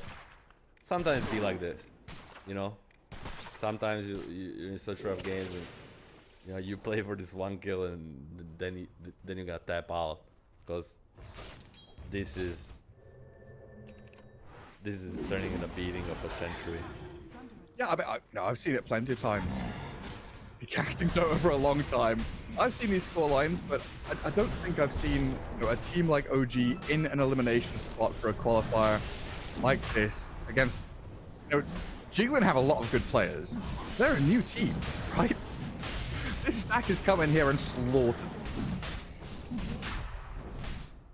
Absolutely wild situation. They'll get themselves the Aegis. 15k lead. Dire's middle tower is under attack. Just looking, where can this kill come from? I mean, discrepancy between these 2 teams is nowhere close to this, at least in my mind. This is like watching a open qualifier round 1 to 8, some Garrett meme stack, with Lacoste facing the professional players. I think you would get a kill or 2. It's like those TV shows, like there's a Japanese TV show where they get, 2 professional football players to play against 500 children or something, They're just kicking the ball around, doing what they want, and OG are trying to chase them, run them down, find a catch, anything. Maybe now on Lelis, a kill for OG. They've got them where to zap her down. A big one as OG get their first mark up on the board. Oh, a mind control. Misses the reverse polarity, trying to turn this one around and get something. But OG, maybe a wry smile. Finding a kill and then escaping. Is this a comeback of a century we're gonna face? We almost faced one yesterday. Was Passion UA versus Gaming Gladiators. 57k down. They brought it to back even and they ended up losing, but Ari dead. Yeah, we so often talk about 1k net worth per minute, right? That difference. A minute 20, 20k lead is just insane. 30k lead at 30 minutes, insane. Right now we had a 24 kill lead at 18 minutes. There must be some wild stat about this. Gonna get Knoxville involved. Gotta Get him on the case. what would you rather be in that 57k disadvantage yesterday as Passion UA or in this position right here? 57k.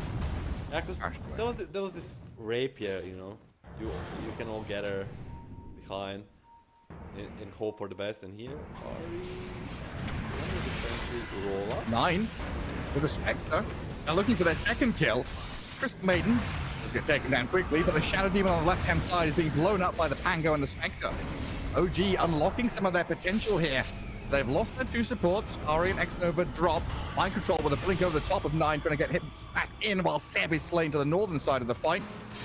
Split 3 different ways there, but 9 and 23 Savage, they run away. A second kill for OG, but they lose 3 for it. They doubled their kill count, you know.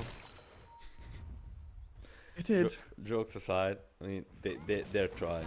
I mean, respect to them. I think it's a super despair position. But they're trying to do their best. We'll see what they can do. Yeah, I mean, there's still hope here, you know, for Spectre to get there, get to this Radiance, after this Blade Mail urn, cancel this Beastmaster, get involved in these fights with his Aghanim Scepter and the Blink. The initiations definitely can come through from OG. It's just a case of damage output. Do they have the damage to kill off core heroes later on? These 2 kills on a couple of supports, like, yes, you've killed Muerta and Shadow Demon once apiece now.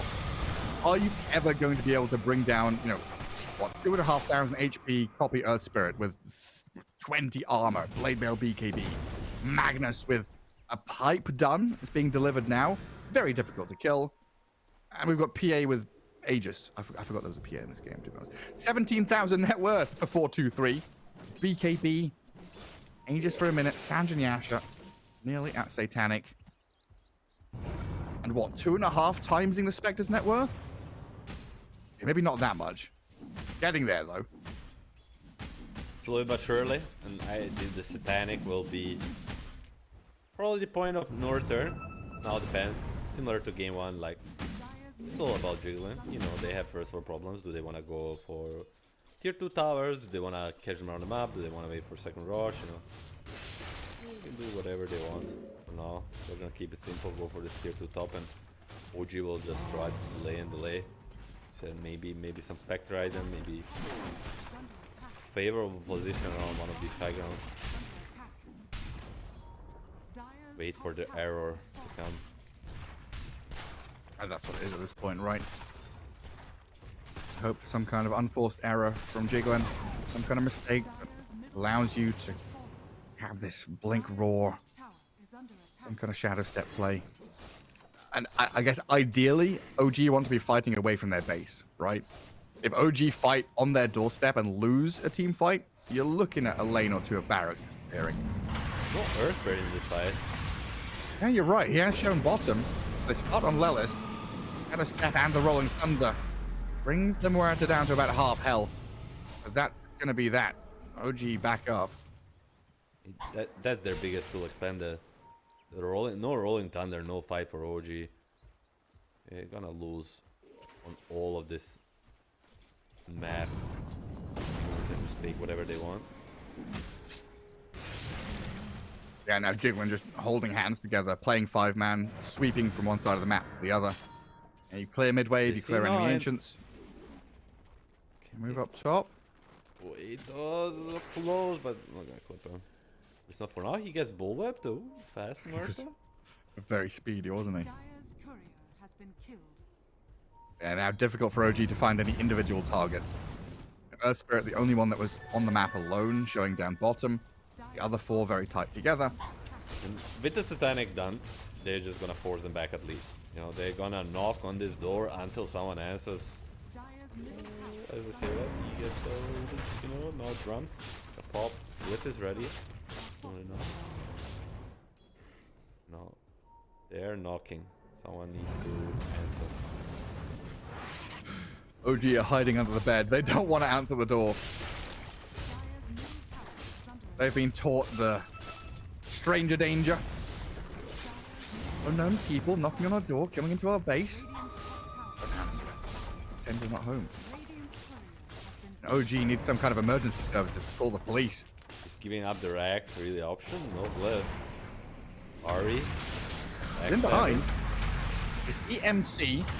The Rolling Thunder connects onto the 2 in the back while they jump with the Spectre, but this 23 Savage Spectre almost immediately loses his life. trying to evade danger. The roar from Beastmaster comes in on the Shadow Demon, but Mind Control's there. Saves the day with a reverse polarity. And OG and lose their Beastmaster and Nyx for no real gain. Are under attack. And most importantly, they use all the tools they have. The Beastmaster Roar, the Spectre Hound plus, Shadow Step plus the Rolling Thunder, and you basically get what? The BKB from Phantom Assassin? She doesn't need a BKB after all of it is gone. So, no rush 2 for Jiggling. They're just gonna go for the second side. 9. What can you do without any of these spells? Washbuckle and blink. Just kill the wave. Wash the wave and blink away.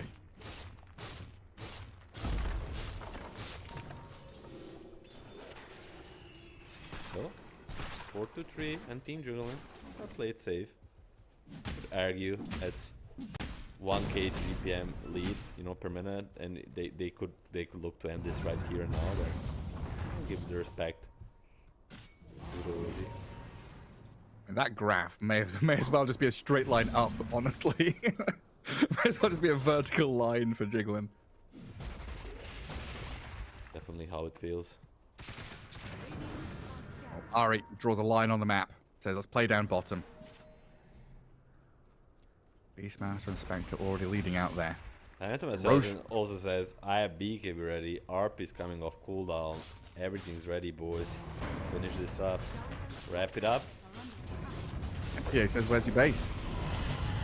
Where's your teammate? Where's your Pango? 9 is dead. Copy and 4-2-3 just make the jump. One of the tier 4s.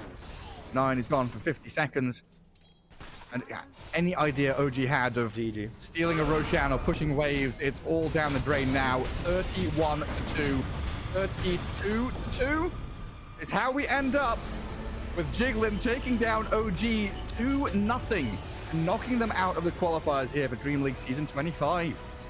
Sad to see OG go, but Jiggling, incredible drafts and performances from them.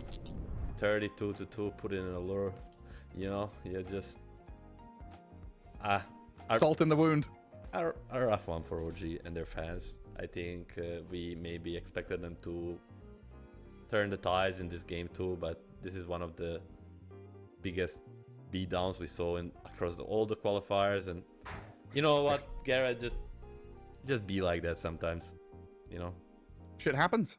Congratulations to Jiggling, and I think it's a great momentum for them to go into possibly facing one of the Tundra or Gaming Gladiators tomorrow, which will give them the strength and hope to maybe make another step closer to this season 25 Dream League. Look at the bright side. And kind of an exciting upset, right? That Jiggling could now make a lower bracket and potentially be a team that upsets some others. Always sad to see OG go, but great to have Jiggling, this new team, to kind of show what they're made of after dropping to Avalanche. Kind of an unmatch up in that top bracket. Avalanche just stormed through everything. That is our first series of the day all wrapped up, and because we're on a fixed schedule, it means we've got a bit of a break because we've had a 2-0 here. So next one up, we're going to be sticking it out in the lower bracket. We should have Passion UA against Team Turkey coming up next. Let me just look at the schedule. I think we've got at least an hour break, maybe not more. I think scheduled 4 p.m. CET, so that's 2 hours and 10 minutes. Yep. 2 hours and 10 minutes. So make sure, get yourself some lunch, come back for more Dota 2, check out the other streams, plenty of Dota going on. We'll see you in about 2 hours. From the stars,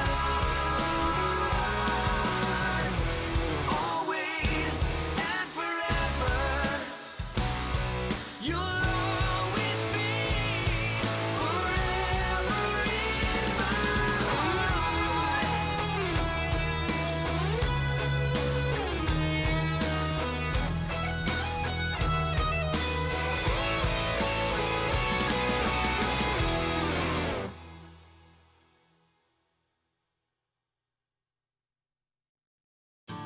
Heaven sent you down to me. Only angels would agree. Shine your light into the dark.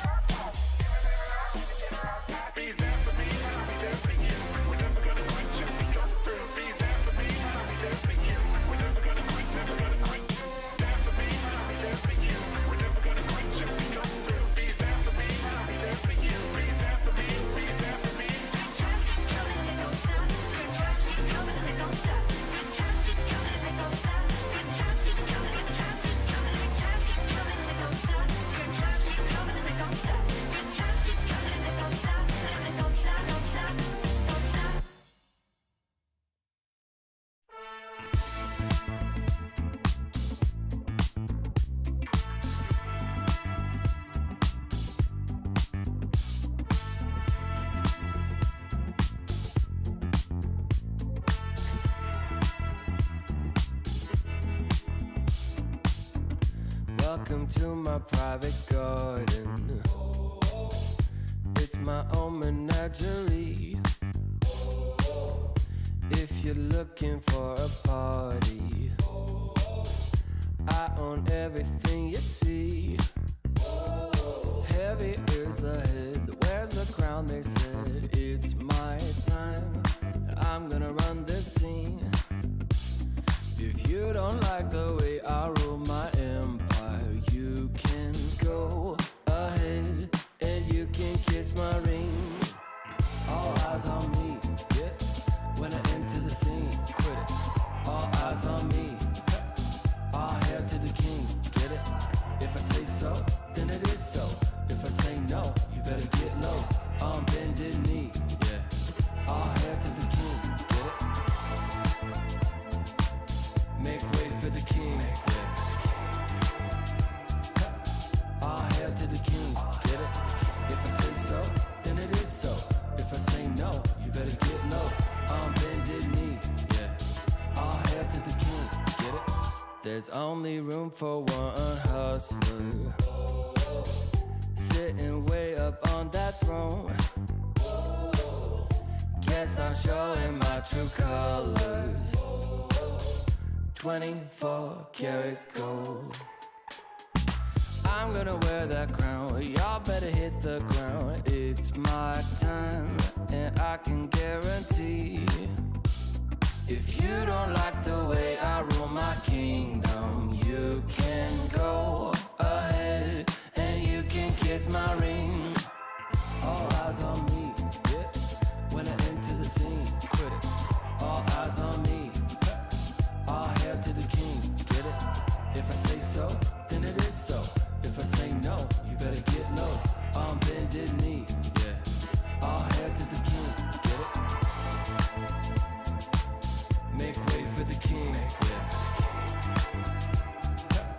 All hail to the king, get it?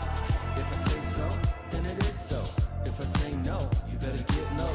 On bended knee, yeah. All hail to the king, get it?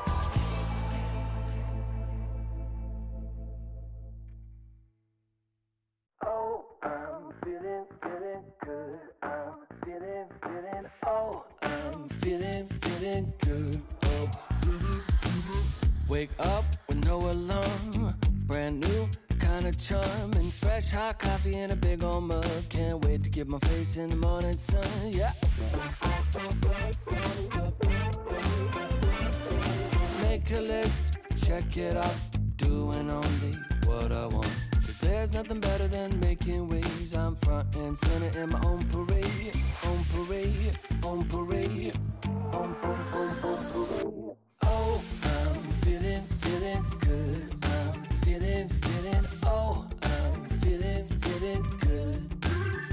Solid gold, I'm shining into full. So come and take a look. I'm feeling good. I'm feeling.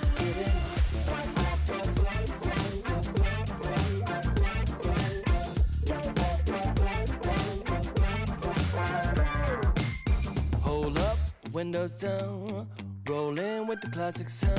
Spent $5 on Walmart shades. Can't wait to stop traffic in my own parade. On parade, on parade, on parade. Oh, I'm feeling good. I'm feeling, oh, I'm feeling good.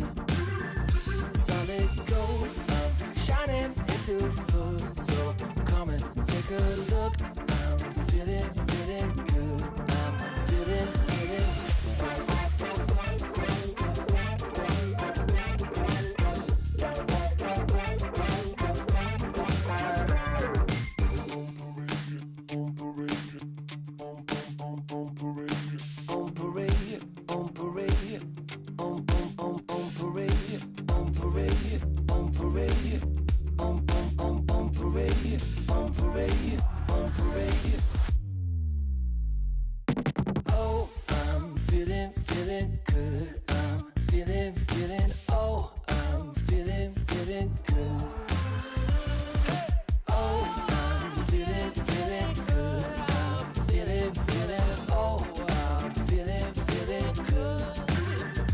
Solid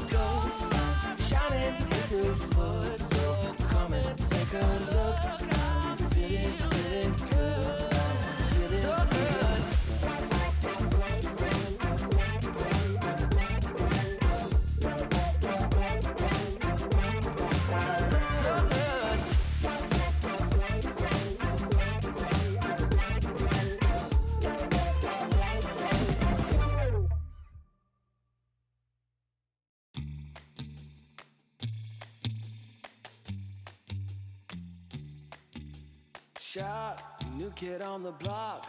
Currents running strong like a solar wave. I feel electric. Locked, plugged into the socket. Watch me burning hot, yeah, I radiate. I feel electric. Coursing through my veins like a power surge. Call it misbehaving the way I burn. If you're gonna wait, then you miss your turn. Charged up and ready, I'm going steady with you. Looking like you're blacked out, got that future shot now.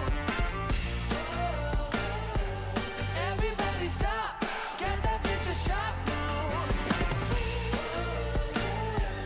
Future shot, future shot, future shot. Future shot, future shot, future shot. Breathe, feel that energy. You can change the lights from red to green. You feel electric. See, I got what you need. Sparking a connection, go VIP. You feel electric.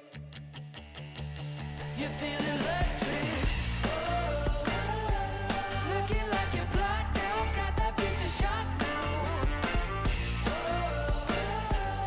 Everybody stop, get that future shot now. Future shot, future shot, future shot. Future shot, future shot, future shot. The future shock. The future shock. Once we started, there's no way to stop us. Like a rocket, not for static hearted. Once you got it, you'll go supersonic. You know you want it. You know you want it. You know you want it. You know you want it. Looking like you're blacked out, got that future shot now. Everybody stop, get that future shot now. Looking like you're blacked out, got that future shot now. Everybody stop, get that future shot now. Future shot, future shot, you know you want it. Future shot, future shot, you know you want it. Everybody stop, got that future shot now.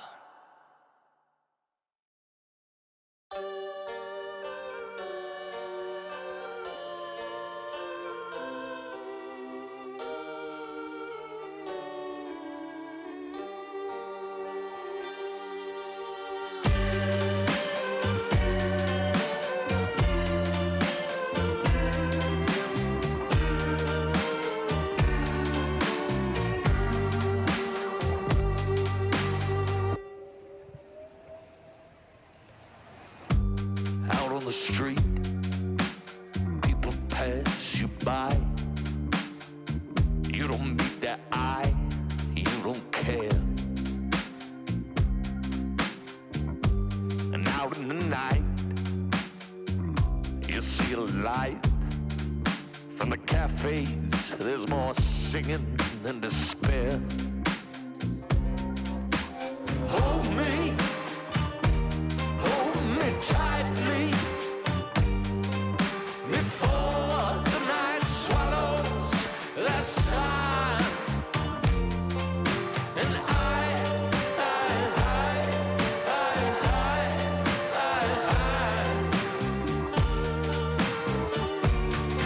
I'm done.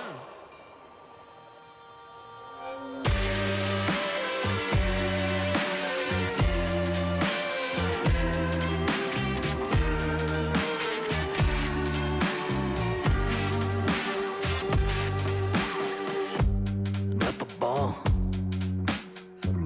two drunkards sit. They're talking shit of what's been before.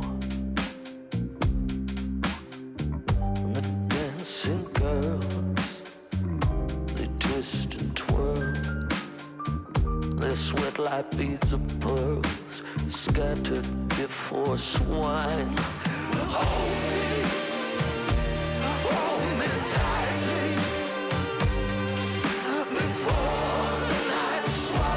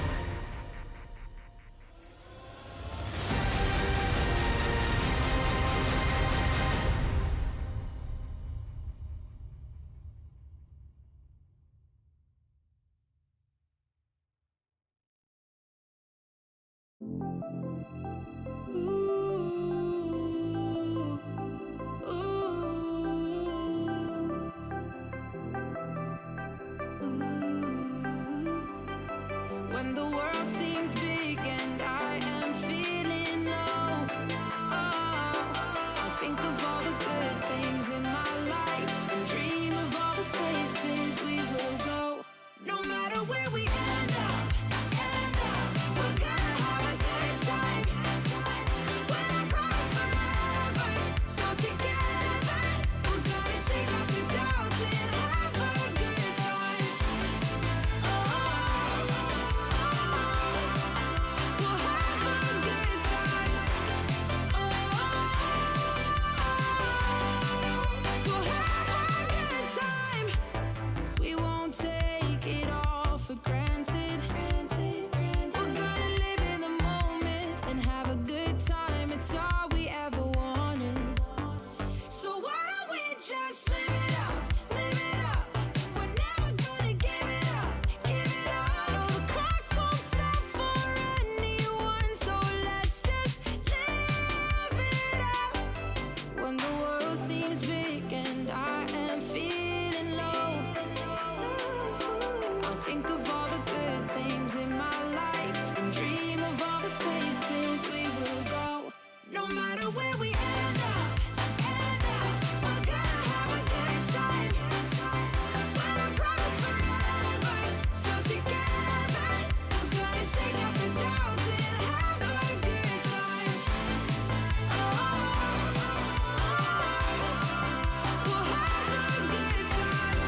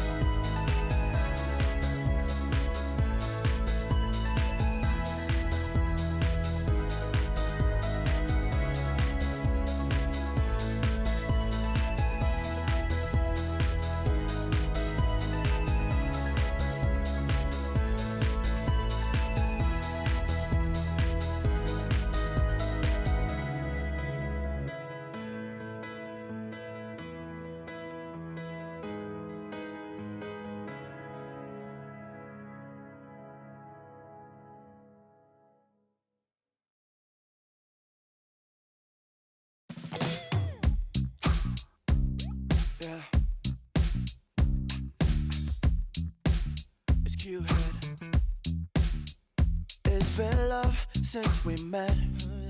Right from the bar to the bed, all night long, roller coaster. A 5-figure scar on my shoulder. You smile, I'm high. I put my heart on the line.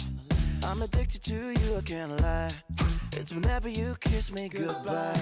I'm high in your love, high in your love, high in your love, high. It's never enough, never enough, never enough. I'm so high in your love, high in your love, high in your love.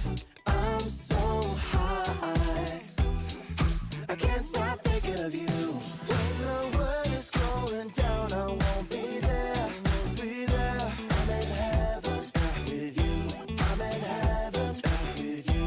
We'll be up and losing ground into the air, the air. I'm in heaven with you, I'm in heaven with you.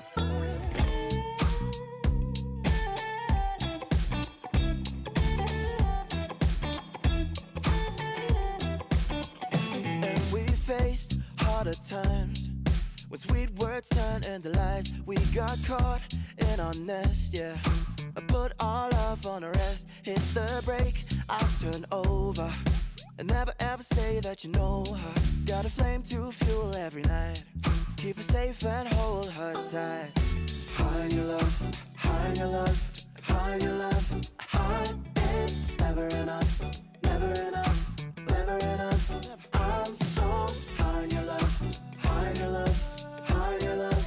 I'm so high, I can't stop thinking of you. When the world is going down, I won't be there, I won't be there. I'm in heaven with you, I'm in heaven with you. We'll be up and losing ground into the air, the air. I'm in heaven with you, I'm in heaven with you.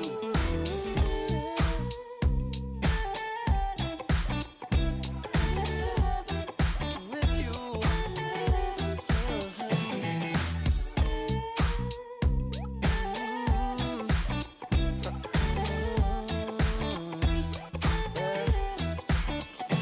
When the world is going down, I won't be there. I'm in heaven with you, I'm in heaven with you. We'll be up and losing ground into the air. I'm in heaven with you, I'm in heaven with you.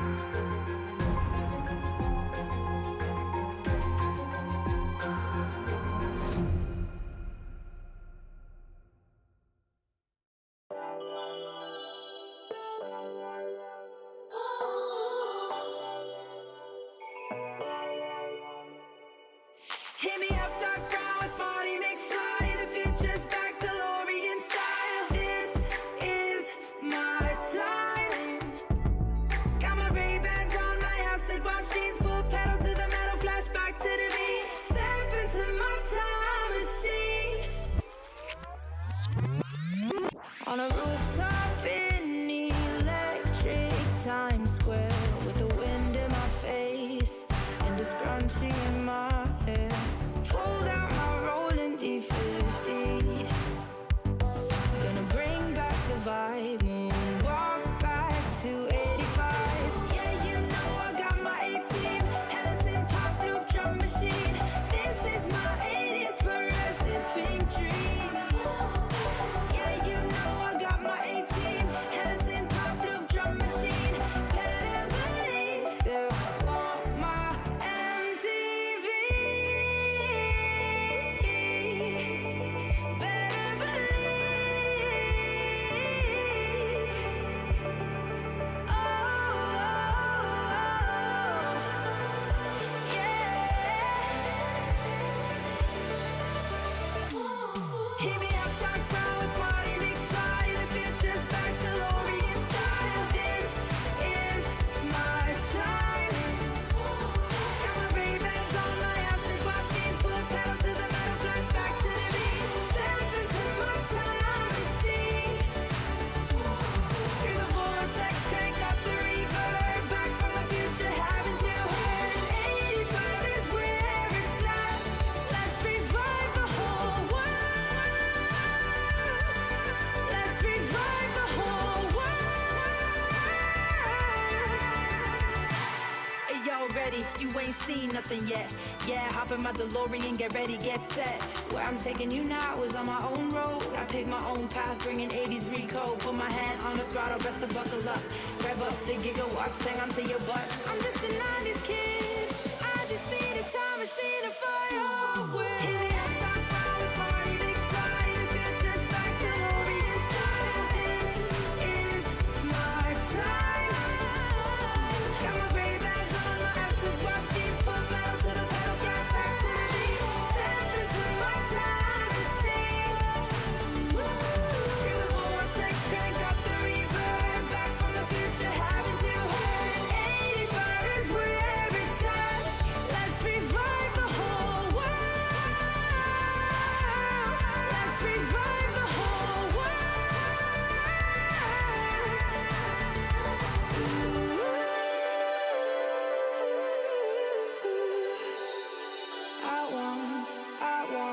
Still want my MTV.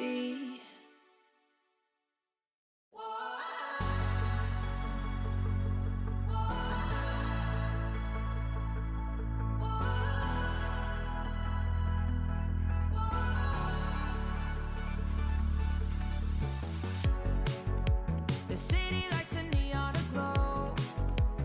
We are stars covered in gold. Covered in gold.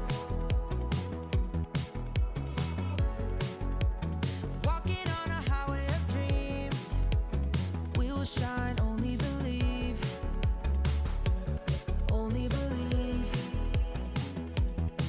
And the feeling's right to set the tone. Wanna light the spark and let it go.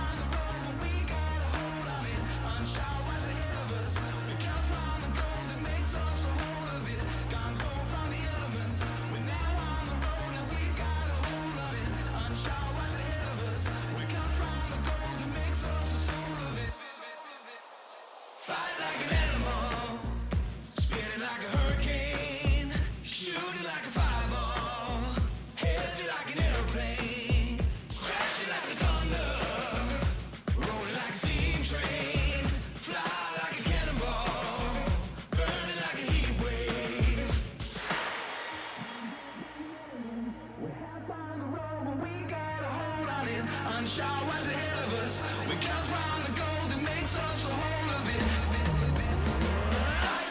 Can't go from the elements. We have found the road, but we got a hold on it. Unsure what's ahead of us. We come from the gold that makes us a whole of it. Can't go from the elements. We're now on the road, and we got a hold of it. Unsure what's ahead of us. We come from the gold that makes us a soul of it.